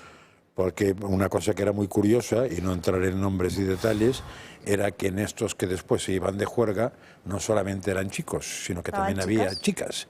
Y creo que algunas chicas han sufrido una promoción después espectacular. Nos vamos hasta Extremadura con la noticia que conocíamos ayer de que el Tribunal Superior de Justicia de esta comunidad autónoma tumbaba ese aforamiento de Gallardo, esa maniobra un tanto inútil para garantizarse que fuese otro tribunal el que le investigara. Golpe judicial contra el líder de los socialistas extremeños, Miguel Ángel Gallardo. El Tribunal Superior de Justicia de Extremadura determina que Gallardo se aforó mediante un inadmisible fraude de ley y devuelve a la juez el caso de David Sánchez, el hermano del presidente del gobierno. En la resolución, el Tribunal Superior de Justicia de Extremadura critica muy duramente la maniobra de Gallardo. Los magistrados tachan de inadmisible el modo apresurado de proceder, en el que éste se convirtió en diputado y consiguió de esta manera estar aforado. Y es que el aforamiento se dio tan solo 24 horas antes de que el Juzgado de Instrucción número 3 de Badajoz diera a conocer su decisión de abrirle un juicio oral por la contratación del hermano de Sánchez. Gallardo logró incorporarse como diputado a la Asamblea de Extremadura gracias a la dimisión de una parlamentaria de su máxima confianza y antigua colaboradora suya, y curiosamente también a la renuncia posterior de las 4 personas que la seguían en la lista electoral. Todos casualmente dimitieron en pocas horas por razones personales y profesionales. Así consiguió Gallardo el aforamiento que implicaba que solo el Tribunal Superior de Justicia extremeño podía juzgarle. Pero ahora las tornas han cambiado y rompen los planes de Gallardo. El tribunal devuelve a la magistrada Beatriz Viedma el llamado caso David Sánchez, en el que el líder de los socialistas extremeños también está investigado junto con el hermano de Pedro Sánchez. Bueno, así que veremos qué es lo que va sucediendo en estas novedades judiciales, pero el caso del hermanísimo, por lo menos de momento, también parece que sea uno de los primeros que se resuelvan en la vía judicial. De hecho, es una cuestión que estuvieron tratando ayer en El Gato al Agua. Parece que es uno de los que primero va a tener una respuesta judicial, una sentencia. A ver, el chico este, Gallardo, ha hecho tanto el ridículo, o sea, es tan vergonzoso lo que ha hecho en nombre propio, que tengo claro que no es en nombre propio. O sea, este no puede ser que él haya pensado en hacer eso después de las declaraciones que había hecho 2 días antes. Eso es que le han forzado a hacer eso. Y no le ha quedado más remedio que hacer eso, que es quemarse a lo bonzo. La pregunta es ¿por qué? Y la explicación que yo di en su momento me parece evidente, para dilatar el proceso. Claro. Porque si cambia de juzgado, puede ser que tenga que reinstruirse la causa, etcétera, etcétera. Con lo cual eso estaba hecho simplemente para dilatar el proceso. Hubiera sido probablemente el primero, porque la jueza esta había corrido, pero con ese sistema podía haber sido el último. Entonces, ¿ahora qué ha pasado? Pues que hemos perdido 15 días o no sé cuántos de este proceso. Ahora se verá si la jueza, con esta gracia, porque hay jueces que también se cabrean a veces, y la reacción, eso en general suele pasar. O sea, a ti un guardia urbano te dice algo y si vas de chulo te cae la multa más gorda, en general, ¿no? Probablemente amparado por la ley, pero claro, el guardia urbano puede ponerte la multa por haber tocado el claxon, o por no llevar las ruedas perfectamente llenas, o antes por no llevar la doble copia de gafas, o por no llevar las luces de repuesto, o porque la rueda estaba desgastado y habían pasado la caducidad. O sea, que vete tocando las narices a la autoridad, pues eso a veces pasa con los jueces.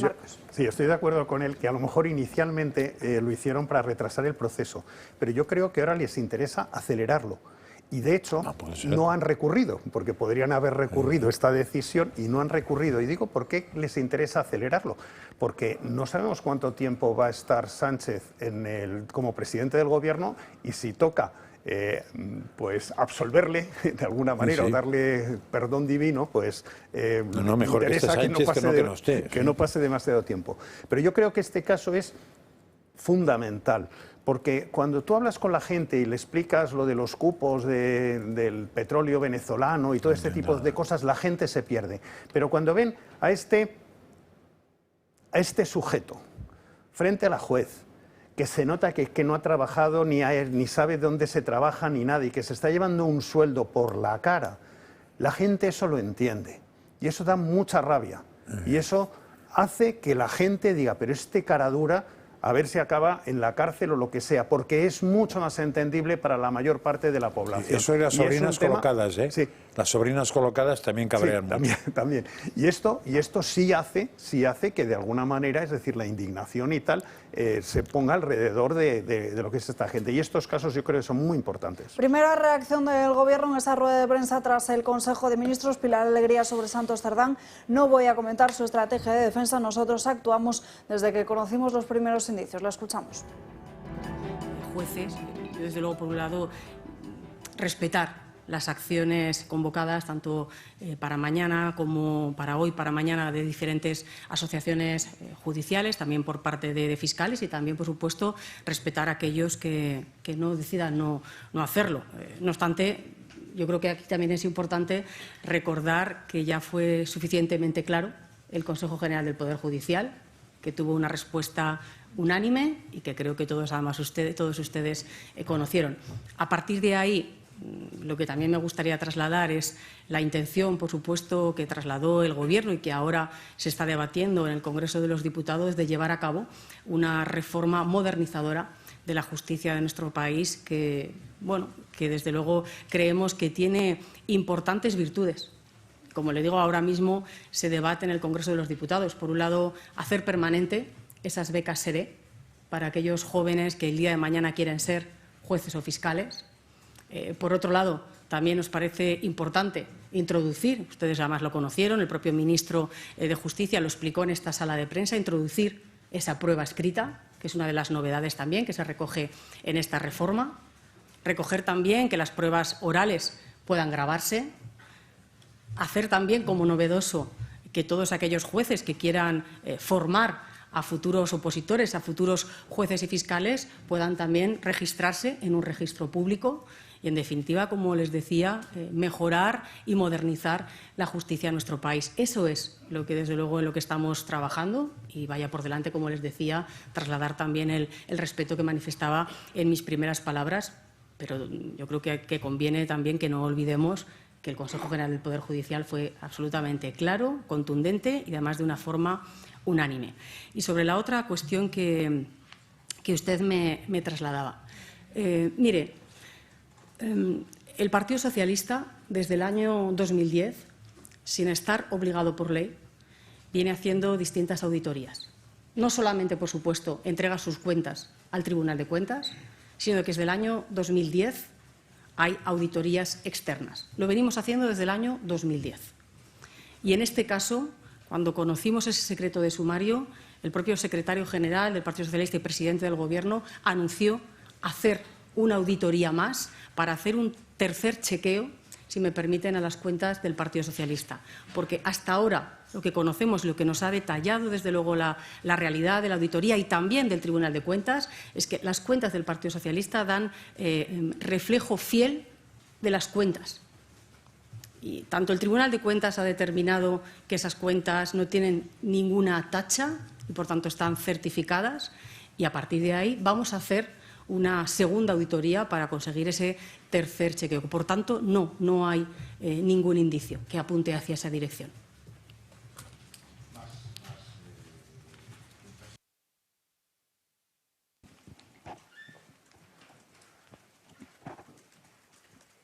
Buenas tardes. Tenía dos preguntas, una para el ministro Bustinduy y otra para la portavoz. Señor Bustinduy, yo quería volver a esa parte del auto conocido ayer en el que el juez Puente dice que se refuerza la idea de que más personas físicas o jurídicas, además de los señores Ábalos, García y Cerdán, pudieran haberse lucrado con las adjudicaciones.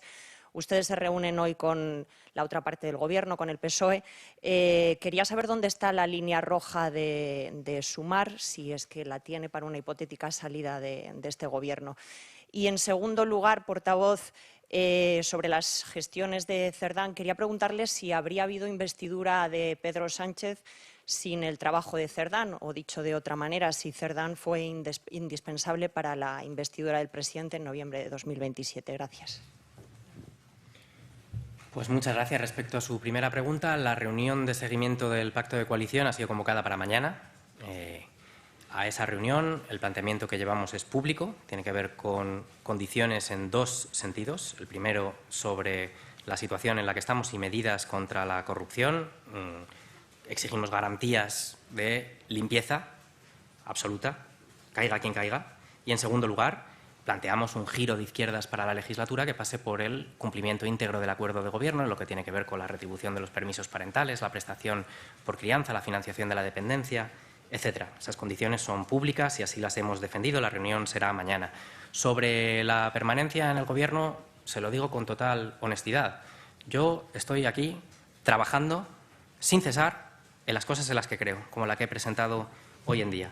Trabajando por la financiación del sistema de la dependencia, por luchar contra la pobreza infantil, por defender a los consumidores frente a las multinacionales, luchando contra los pisos turísticos ilegales, y lo hago con limpieza, con honestidad y sin confundir nunca las lealtades, prestando servicio a los intereses de las clases trabajadoras y la mayoría social de este país.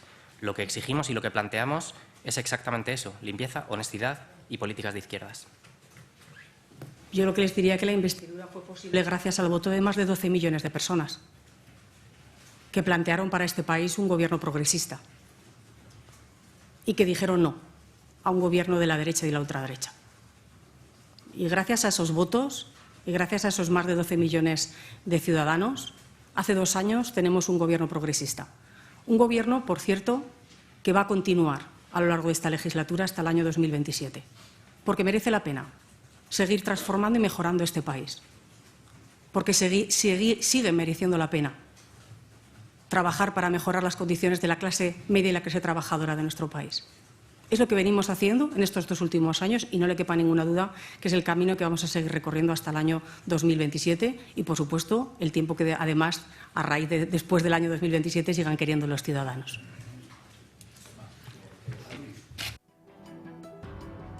Prosigue esta rueda de prensa. Todas las preguntas irán dirigidas, suponemos, en torno a ese auto de Santos Cerdán, aunque ya ven que el relato de Moncloa se mantiene en el mismo que el de hace unos días. Francas. Sí, a ver, hombre, yo creo que abusan de que la gente no sabe casi nada, pero la sarta de mentiras que ha soltado la chica esta aragonesa ha sido alucinante, porque dice, ustedes ya saben lo que dice el Consejo General del Poder Judicial. Me gustaría que lo dijera, porque lo que está intentando decir sobre la huelga de jueces y fiscales es que la prohibió. Y no la prohibió, simplemente dijo que no había legislación sobre el tema. Y además solamente... Y que no se podía pronunciar sobre los servicios mínimos. Y solamente, como ya ha habido 5, y el Consejo siempre ha dicho lo mismo, y se han producido, ya se ve que no hay prohibición. Pero eso no se ha atrevido a decir, lo ha dicho, dando a entender que la había prohibido. Y lo que es alucinante es que a la primera que tuvieron lo de Cerdán ya actuaron. Hombre, cuando le nombran vicesecretario en el último congreso, todo el mundo ya sabía que Cerdán estaba metido en 70 ajos. De hecho, todo el mundo se asombró de que lo mantuviera. Por cierto, la pregunta interesante sería ¿por qué lo mantuvo? Porque sería muy interesante. Igual es que le daba miedo echarlo, no lo sé, ¿eh? Y después otra cosa que es muy interesante, ¿no? las reformas que ha dicho de la ley de Bolaños, a mí se ha dejado lo más importante, porque si lo importante es que los profesores se apunten en una lista y todo eso, eso es una estupidez. Lo más importante es que nos van a colocar 1000 jueces a dedo, lo más importante es que van a montar una academia pública para formar jueces que te dirán lo que tienes que estudiar, y lo siguiente más importante es que van a pasar la Fiscalía a ser la instrucción dependiendo del gobierno, y que la UCO va a depender de la Fiscalía, es decir, del gobierno. Se ha dejado esto, supongo que es que el cerebro no da para más, porque ha empezado por la última página. Sí, bueno, yo es que cada vez que escucho a esta gente parece que para ellos los españoles son tontos. Idiotas todos. O lo que es peor, votantes del PSOE, que les siguen votando independientemente de lo que hagan. Mira, respecto al tema de la huelga de los jueces, ayer hubo un acto en la Mutua madrileña y estuvo Antonio García del Tribunal Supremo, el presidente de la Sala 1. Y más o menos decía que estaba en contra de que los jueces hicieran huelga, lo decía con la boca pequeña. Desde ese punto de vista, yo creo que tiene cierto sentido, es decir, los poderes del Estado que hagan huelga no tienen mucho sentido, es decir, el Ejecutivo, que hagan huelga los ministros, no lo tiene. El legislativo, que hagan huelga los diputados y los parlamentarios, pues tampoco tiene sentido, y lo mismo el Poder Judicial, que los jueces hagan huelga. Pero es que esto es una situación muy especial. Ellos no están haciendo una huelga por sus condiciones ni por sus derechos propios, están haciendo una huelga para llamar la atención de que se acaba la democracia. Entonces no es realmente una huelga al uso, por lo cual yo creo que efectivamente en una situación normal pues los jueces no tienen que hacer huelga, igual que no lo hacen ni los ministros ni los diputados, pero que en una situación como esta, que es llamar la atención y llamar la atención a las autoridades europeas, es decir, oye, que no es una broma, que algún día, a lo mejor, ojalá no, pero imagínate que a lo mejor dentro de unos años decimos, oye, es que debimos de haber reaccionado en esos momentos, y estamos viviendo una situación que es absolutamente de emergencia. Aquí ni hay emergencia climática, ni emergencias, ni chorradas de ese tipo. Lo que hay es una emergencia para salvar esta democracia, y la gente se tiene que enterar.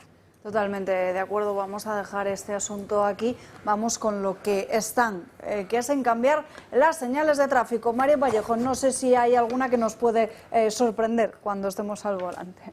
Pues ahí, no se extrañen si van conduciendo y de repente se encuentran con alguna señal un poco distinta.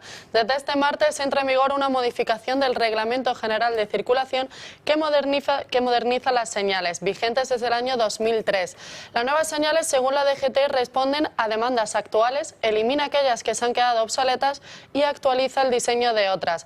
Vamos a ver algunos ejemplos de las nuevas que nos podríamos encontrar ahora mismo en carretera. Por ejemplo, una pareja de ancianos andando o patinetes eléctricos. Hasta ahora estas señales no existían en nuestro país. Otro ejemplo son aquellas que indican los puntos de recarga para los coches eléctricos, que se ensuman a las ya existentes de las gasolineras, o en la que aparece, por ejemplo, un jabalí indicando que el vehículo está dentro de una zona de animales en libertad. Hay otras, como decimos, que se han actualizado. Es el caso, por ejemplo, de la señal de tren, en el que antes aparecía una locomotora y ahora una ave. La señal con los dibujos de motos o también de tractor también se han actualizado por unos nuevos diseños. Y aquí es donde entra un poco de polémica, porque hay otras que se han cambiado para hacerlas más inclusivas. Un ejemplo de esto es una pareja de ancianos en la que es la mujer la que lleva al hombre y no al revés. Otra en la que aparece una hermana mayor que es la encargada de acompañar a su hermano pequeño al colegio. La pregunta que surge en cuanto a esto es ¿cuánto ha costado esta renovación?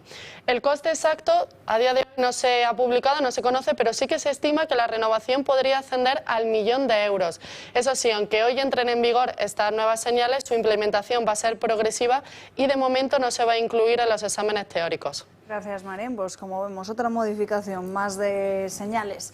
Estas también con ideología de género, podríamos decir, ¿no? Sí, con perspectiva de género. He visto que habéis colocado una que es un triángulo que cambia una circular. Es distinto, la del triángulo es de peligro y la otra es de prohibido. Entonces, aunque era el tractor... Y la verdad es que yo no sé qué aportan. Desde el punto, yo me he dedicado 30 y tantos años de mi vida al marketing y al tema del diseño gráfico y tal, y yo tampoco le veo que haya una aportación significativa. Podríamos haber ahorrado ese 1.000.000 que ha costado, seguir manteniendo esto y haberlo dedicado para financiar la ley ELA, que sigue sin estar financiada, entre otras cosas. Yo veo dos aportaciones claves. Una es saber quién se ha llevado el dinero. Esa sería una aportación interesante, a ver a través de qué Roldán de turno, de qué Cerdán de turno alguien se lleva el dinero. De qué UTE. Exacto. Y la segunda es porque si picamos ahora y empezamos a discutir si el niño tira de la niña tira del niño, que eso es ideología de género y tal. Sánchez dimisión. Dejémonos de leches. Sánchez dimisión, ya está. Y con esto nos vamos a la última pausa de publicidad del día de hoy. A la vuelta seguimos hablando de otros asuntos, de los trenes, Francas. No me ha pillado hoy porque he cogido metro ligero. Uy, pero hay muchos a los que sí. Hablamos de ello a la vuelta.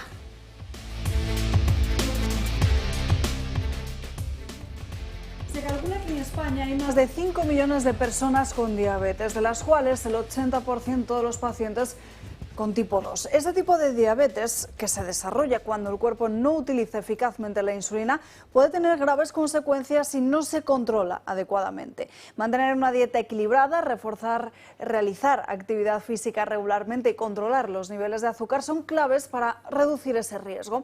Con los glucómetros sin pinchazo de Protege tu Vida, ahora es mucho más fácil y muchísimo más cómodo. Adolfo Albistur es el promotor del proyecto Protege tu Vida. Muy buenas tardes, Adolfo. Muy buenas tardes, Alba. Bueno, estos glucómetros sin pinchazo de Protege tu Vida son indoloros y muy fáciles de usar y también de llevar a cualquier parte. Efectivamente, cumple unos requisitos que son, por un lado, que es eficaz, porque se puede ver, que lo puedes ver varias veces, que no te tienes que pinchar. Además, fíjate, la diabetes ahora ya es una enfermedad que está muy conocida y muy reconocida, ¿no? Sí es verdad que hay personas que, como no se han medido nunca a la glucosa, empiezan a tener la insulina que no les funciona bien y tienen diabetes y no lo saben, por eso hay que controlarse. Pero un endocrino o un médico de familia te va a decir que si tienes diabetes, lo que tienes que hacer para que no tener ningún problema es controlarte la glucosa. Es decir, hay otras enfermedades, a veces que la tensión sube, baja, no sabes por qué, el colesterol tampoco, pero la diabetes no. La diabetes, si tú tienes bien controlado, no hay problema ninguno, no va a afectar a ningún órgano, es decir, el cuerpo no se va a dar ni cuenta prácticamente. Por eso la importancia de controlarlos. ¿Qué pasa cuando controlamos con un glucómetro con pinchazo? Bueno, pues porque que está muy bien, porque el control también es muy bueno, pero aparte que es doloroso, es engorroso, etcétera, es que además no se hace porque no vas a estar pinchándote varias veces al día, ¿no? Nadie lo va a hacer. Entonces, ¿qué ocurre? Que dices, bueno, pues una y ya está. Y a lo mejor en esa una estás bien o mal, pero en la siguiente durante el día no. De esta manera, poniendo nuestro glucómetro de Protege tu Vida, dándole un botoncito con una aplicación en el móvil, en 3 segundos vemos lo que estamos. Media hora antes de comer es importante para saber cómo enfrentas esa comida, cómo está tu azúcar en ese momento, y 2 horas después para ver cómo ha eliminado la glucosa, tu insulina, ¿no? Bueno, pues es básico tenerla bien controlada y ahora tenemos un método eficaz, sencillo, cómodo, que no duele y que lo podemos hacer cuantas veces queramos. Bueno, y además está respaldado por ese equipo de biotecnología de la Escuela Superior de Ingenieros de la Universidad de Sevilla. Sí, la Universidad de Sevilla trabajó en ello, trabajó también el Hospital Virgen del Rocío, donde un equipo de médicos internistas hicieron pruebas a 6.000 personas, el Hospital Virgen de la Macarena, la Junta de Andalucía también es colaboradora, desde la parte de salud. O sea, quiero decir que todo se ha hecho muy bien para que tengamos algo que realmente sea eficaz, útil y que, bueno, que esté completamente avalado y que podamos decir, me estoy midiendo la glucosa y me la estoy midiendo bien. ¿Dónde lo podemos encontrar, Adolfo, y con qué ventajas? Pues bueno, tenéis ahí un teléfono en pantalla, yo os animo a que llaméis ahora para que sepamos que sois vosotros los espectadores de Dando Caña. Os vamos a regalar el libro Historia de nuestros médicos del programa que hacemos aquí en casa y también os vamos a dar un servicio de telemedicina, es decir, que vosotros desde casa podéis videollamar a un médico, preguntarle lo que queráis, no solamente la diabetes, de lo que queráis. Así que es en 900-730-101, llamad ahora. Pues que llamen cuanto antes, Adolfo. Muchísimas gracias por estar aquí con nosotros. Gracias, Alba, a ti.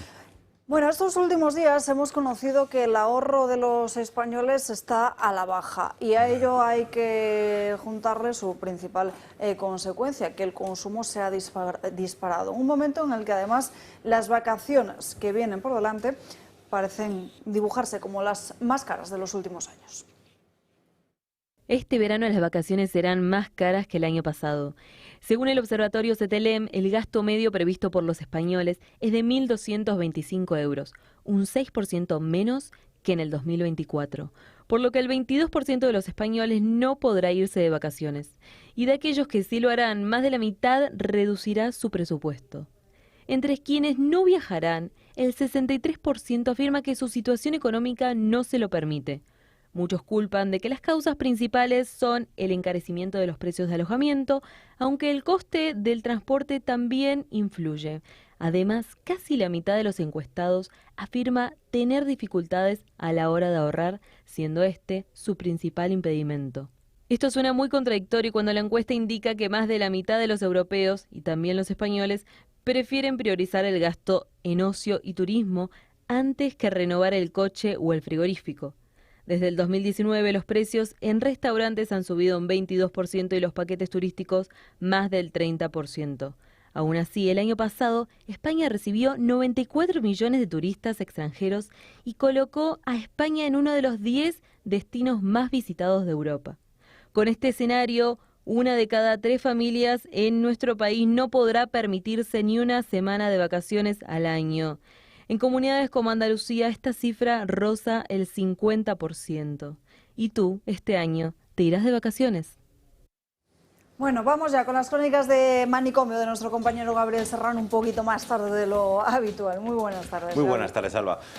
Llevamos varios días denunciando o mostrando a la gente, al público, pues todas las barbaridades y las aberraciones que están cometiendo en estas semanas del orgullo y cómo también pues se entromete dentro de la infancia y quieren hacer eco en la propia ideología de los más menores. Primero, ahora vamos a trasladarnos hasta Santiago de Compostela, porque en la Semana del Orgullo, previamente, crearon Compostela Diversa, que son pues diferentes actividades, el calendario de las actividades LGTBI, y este año, según la alcaldesa, ha dicho que han incluido un elemento diferenciador, que dice que son actividades destinadas al público infantil con el fin de realizar un abordaje pues más integral. Y la propia campaña, están viendo ustedes, uno de los espectáculos que ahora vamos a mencionar, dice que la campaña pretende ser una celebración de diversidades y especialmente una reivindicación del derecho y del respeto a vivir libres de discriminación y violencia. Así lo ha remarcado. Entonces, lo que están viendo en sus pantallas, que el 18 de junio a las 7 horas hubo un espectáculo infantil y familiar que es Planeta LGBTIQ+, y todas las siglas que ustedes se puedan imaginar, que es un cuentacuentos destinado a niños de 6 a 10 años. Esto se celebró el 18 de junio y es un cuentacuentos que, según lo que pone, es apto para todos los públicos y básicamente lo que se trata es que todas las identidades tienen cabida. Claro, esto está enmarcado, como he dicho antes, en todas las actividades, el Día del Orgullo, y el cuentacuentos, que es Planeta Burro, es como el nombre indica, es una persona, un ser que vive en otro planeta y se da cuenta que la Tierra todo es muy monótono, que todos visten igual, la comida sabe igual, las familias tienen siempre los mismos componentes, y cuando llega a esta expedición intergaláctica a nuestro planeta Tierra, dice que aquí pues hay diversidad, que hay niños que tienen 2 madres, 2 padres, solo uno, y te cuenta pues cómo la experiencia al venir a la Tierra y en esta diversidad ideológica en la que, según los cuentacuentos, vivimos. Repito, esto es un cuentacuentos en los que se invitó a niños de entre 6 y 10 años. Una aberración ideológica, básicamente, para intentar poner pues ese mensaje del orgullo de la diversidad en los más pequeños y cómo influir también dentro de las familias. Y quiero decir que el cuentacuentos era apto para todos los públicos. Pero supongo que esos niños tendrían permiso de sus padres y madres. Pues nada, os merecéis que os salgan los hijos como salgan, Marco. por idiotas. Sí. Bueno, no, yo respecto al tema del orgullo, yo hay una cosa, yo soy muy crítico con el exhibicionismo, pero con el exhibicionismo ya venga de los grupos LGTBI como si vienen de los grupos heterosexuales o como si viene de la gente que le gusta la zoofilia. Yo creo que en la calle, por respeto, los gustos que cada uno tenga, pues deben de haber un mínimo de contención. Pero también, por otro lado, yo entiendo toda esta provocación con los desfiles, donde lo que se trata ya no es de defender unos derechos, sino realmente de ir a escandalizar y a provocar. Y bueno, si como está el tema este de la ventana de Overton, donde la izquierda siempre se pasa todo lo que puede, pues yo lo único que recomendaría es que hubiera un día de la zoofilia y que con tractores la gente pudiera estar ahí con sus gallinas y con sus ovejas y paseando por la Castellana, porque a mí no me escandalizan las cosas, lo que creo es que hay que poner algún límite y que la gente dentro de su privacidad, que sea como quiera, que si quiere ser heterosexual, que si quiere ser homosexual, e incluso si te gusta la zoofilia, pero por favor, dentro de los ambientes privados, y yo, eso es un poco lo que yo pienso. Estoy contra el exhibicionismo, no por supuesto contra nadie de los grupos LGTBI. De hecho, esto es lo que estabas mencionando, es una de las cosas que en Hungría hemos visto cómo se habían, no es que se hubiesen prohibido las manifestaciones, sino que se habían prohibido, pues bueno, está por ley, que no se puede exhibir actividades de carácter sexual. Pero lo mismo, ya te digo, un hombre y una mujer. O sea, si es que yo te digo, estoy en contra de que hubiera un desfile de heterosexuales y que estuvieran haciendo cochinadas en la Castellana subidos como cuando en ves a dos coche. dándose el lote en el metro, que es innecesario pues, totalmente. que es innecesario, hombre. Yo creo que es un tema simplemente de educación. Ahora dices, oye, pues vamos a hacerlo esto. Pues ya te digo, oye, traigamos a gente, porque, oye, hay que ser abierto de mente. Si te gustan las gallinas y las ovejas, oye, pues ¿qué se le va a hacer? ¿no? Y seguro que podemos ir a más imaginación ahí te todavía, dirían que no, los animalistas. De todas maneras, eso es un tema que coincido contigo, cada uno, o sea, en teoría la frase de antes era: la religión, por favor, que se quede en casa y que no salga fuera. Es más importante que se queden en casa esos comportamientos que la religión.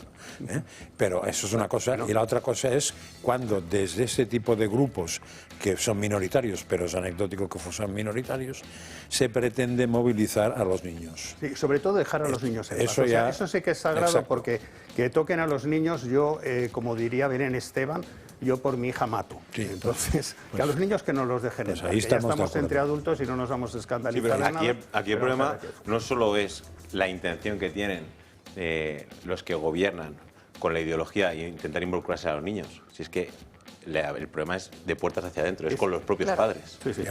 Pero el problema es el adoctrinamiento. Hacer, No, claro, pero que al final habría que analizar ese compuesto social, porque al final los políticos en este caso, quieren imponerlo dentro de tu casa, pero es que luego está en la decisión de los padres dejar que lo hagan. Y dejar que los padres lleven a estos niños a este tipo de cuentacuentos. Pero la libertad de que un padre sea idiota también existe, ¿no? Por supuesto. Sí, pero por ejemplo, por eso te digo que yo ya con el tema de lo de los niños, mira que estaría yo en desacuerdo, pero si ya esta gente a sus hijos los quiere castrar, los quiere hormonar, o como si los quiere prostituir, que yo estaría en contra de eso, pero que lo hagan con los suyos, que dejen a los hijos de los demás. El problema es esa necesidad de proselitismo y de necesidad de entrar en las mentes de gente que queremos educar a nuestros hijos de otra manera. Les digo, oiga, hágalo ya con los suyos, y a mí me parecerá mal, pero al final, oiga, es lo de los suyos. Pero déjenos a los demás. Efectivamente. Y ya esos suyos, cuando crezcan, ya les rendirán cuentas a ustedes. Le dirán, oye, de todos modos, al pobre niño, por muy suyo que sea, le han jodido la vida, con perdón. Sí, pero bueno, pero que luego no echen la culpa a la sociedad, que se la eche a sus padres, pero no a la sociedad, que no tengamos luego que pagar porque hay un niño que está deprimido, que está hormonado, que de repente es irreversible lo que ha sucedido, que le eche la culpa a sus padres y que se lo pague a sus padres. Gaby, ¿qué otra noticia nos traes? Lo que no sé es qué hicieron los padres de estos personajes que vamos a ver ahora, porque aunque hemos hablado mucho de Samantha Hudson, esta influencer, persona considerada trans, pues que hemos visto cómo muchas veces se ha metido con la sociedad, con España, con el país, y de hecho eso le ha llevado a ser cancelada por algunas marcas. Vamos a ver lo último que ha hecho en un concierto del Orgullo en Sestao. En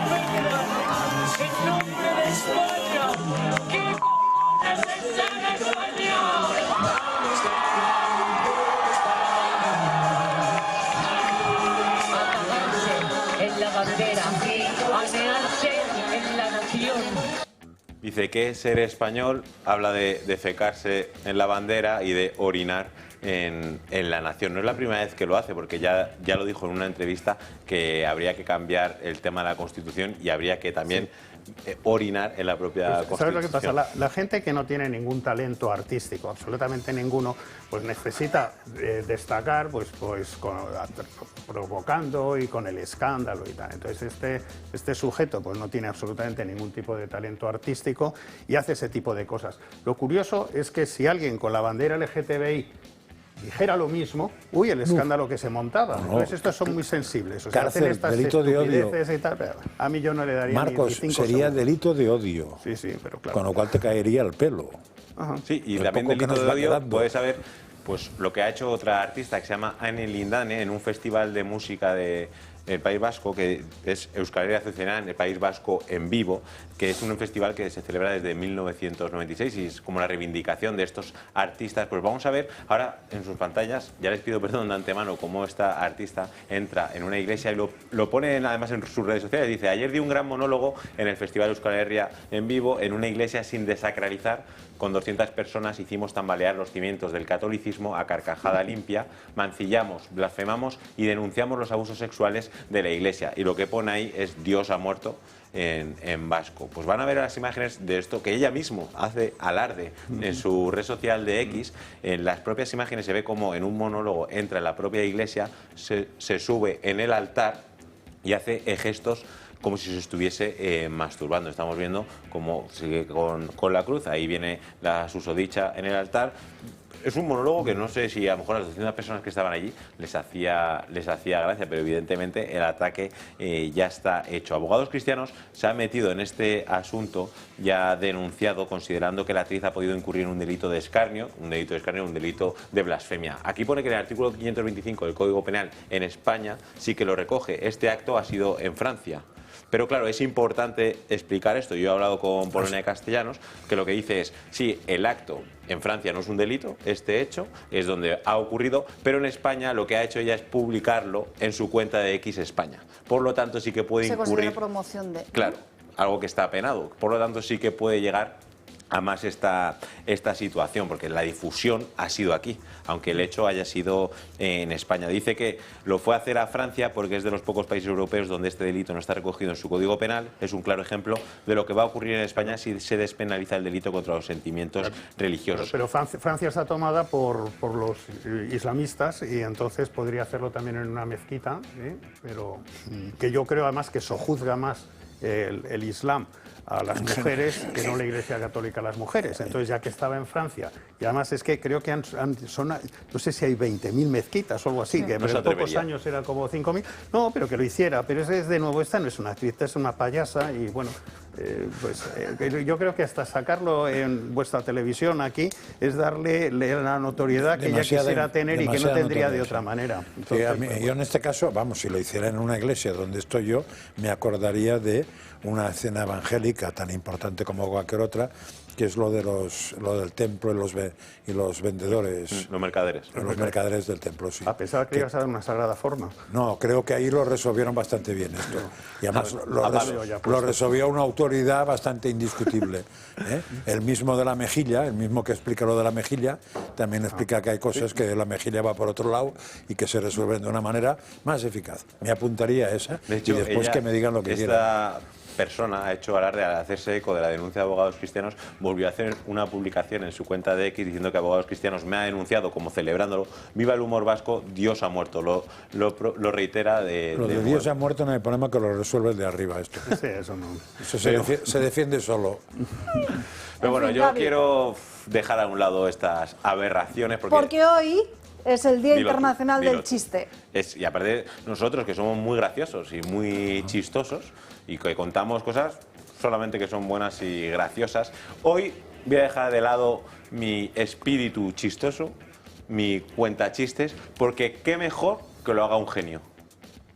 Dice que es un tío que va al médico, de mire doctor, yo venía porque en mi casa mi mujer y mis hijos dicen que yo no sé decir Federico. Digo, ¿cómo? Digo que en casa la familia dicen que yo no sé decir Federico. Digo, se lo dice muy bien. Digo, a ver, digo, repítalo. Digo, mire, Federico. Digo, de fábula. Digo, márchese tranquilo, de usted le quieren volver loco. El tío llega a su casa y le dice a la mujer, digo, María, digo, abre el Federico y tráeme una Coca-Cola. Aparte de este chiste de Eugenio, yo he hecho uno antes, no sé si lo habéis entendido. No. He dicho, voy a dejar que lo haga un genio. Un genio. Muy bien. ¿No? Qué sutil era. Hombre, por eso era sutil, pero bueno, Muy lo voy a bien, explicar no lo por si habías acaso marcado no se mucho. explica. Así que ya saben, Día Internacional del Chiste, háganlo pues todos los días, que es muy importante divertirse, pasarlo bien y sobre todo disfrutar y hacer disfrutar a los demás, que es lo más importante. Desde luego. Gracias, Gaby, por A ti estas siempre. crónicas de manicomio y por este cierre de las mismas. Los que desde luego no lo pasaron muy bien son todos aquellos que ayer estaban en un tren y que estuvieron varados en los mismos durante hasta horas y horas por una incidencia de nuevo en la red ferroviaria que dirige Óscar Puente. De hecho, esta misma mañana desde Renfe se informaba ya de que los trenes entre Madrid y Andalucía quedaban suspendidos hasta nuevo aviso. Parece que esos trenes ya retoman su normalidad, pero la fotografía de Atocha dice otra cosa bien distinta. Muestra viajeros parados, 17 trenes hasta con demoras de media hora y falta de información desde luego sobre las horas de salida prevista después de esa incidencia que están viendo en sus pantallas de los trenes con origen en Madrid hacia el sur de la península. De nuevo otra incidencia más en los trenes. Tú, Francas, de momento no has sufrido más, ¿no? Hoy no, porque sobre todo porque no lo he cogido el metro ligero. Bueno, entonces porque cuando he llegado a la estación, normalmente ahí te pone el tiempo, ¿no? Cuando no pone nada es que falta más de un cuarto de hora. No ponía nada del tren que me interesa a mí. Entonces lo evitas, pero estamos hablando de que hoy es día 1 de julio, que mucha gente comienza sus vacaciones en un día como hoy, que se coge un tren para además de eso su es merecido largo. Descanso, para volver incluso a trabajar después de la Eso es larga última distancia, quincena ¿no? de junio, exacto. Era grave eso. Sí, sí. Por eso yo cojo cercanías. Es otra Sí, que historia. tardarás media hora más, una Claro. hora más, pero que te fastidien las vacaciones o la vuelta al trabajo, desde luego. Hay un tema curioso porque hay rumores de que Óscar Puente pudiera ser una persona un sustituto, un posible sustituto. Y lo curioso es una persona que no sabe ni cómo gestionar esto, imagínate que estuviera gestionando el país. Y lo que es sobre todo absolutamente inaceptable es que en España en estos momentos tenemos récord de recaudación de impuestos, tenemos fondos europeos como si no hubiera un mañana. Y encima estamos aumentando la deuda y dices, oiga, ¿dónde se va el dinero? Porque podrían hacer un poquito de mantenimiento, pero el dinero es que no luce por ningún lado. No Pero ahí es donde está. aparece Cerdán y compañía. Efectivamente, pero oye, no hay vivienda por qué social, no hay nada. No sé por y qué de he asociado. repente el dinero no se sabe dónde está. No sé por qué lo he asociado. Vaya cosas tiene la Y este hombre podría dejar un poquito el Twitter, que bueno, lo ha dejado ahora últimamente después de lo de Cerdán, porque parece que hay cierta involucración. Se han hecho está algunas de baja obras. maternal.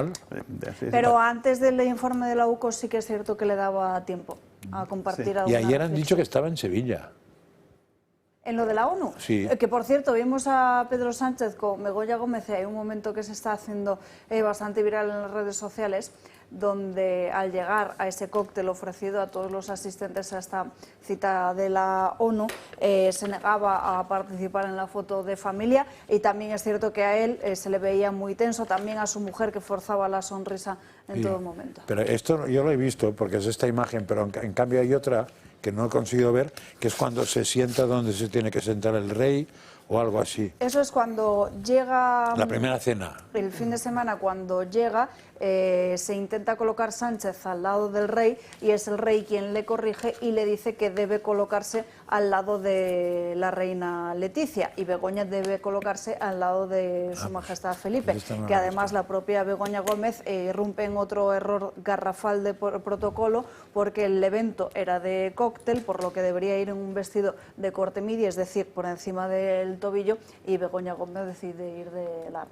Eso le pasa porque su asistente se dedicaba a los negocios y no a hacer estos trabajos que son los que tiene que hacer un asistente. Que en teoría era para eso, ¿no? De esto, pero claro, Era se lo para han eso. gastado para llamar por teléfono a las empresas del IBEX y no para ayudarla con los códigos de vestimenta. En fin, no hay tiempo para más. Gracias a los dos por acompañarnos en esta mañana aquí en Dando Caña. Por lo demás, gracias a todos ustedes también por su confianza. Ya saben que pueden seguir informados a través de todas nuestras redes sociales y, por supuesto, a través del canal de Telegram de Julia Ariza, que hoy no ha podido podido acompañarnos, pero que desde primera hora del día de hoy está publicando diferente contenido a través de esta red social. Por lo demás, ya saben que el mejor análisis y debate de esta tarde en la redacción abierta con Xavier Orcajo, y nosotros que volvemos a las 12 en punto de mañana, del mediodía, para seguir dando caña. Que pasen un feliz martes y que descansen. Adiós, hasta mañana.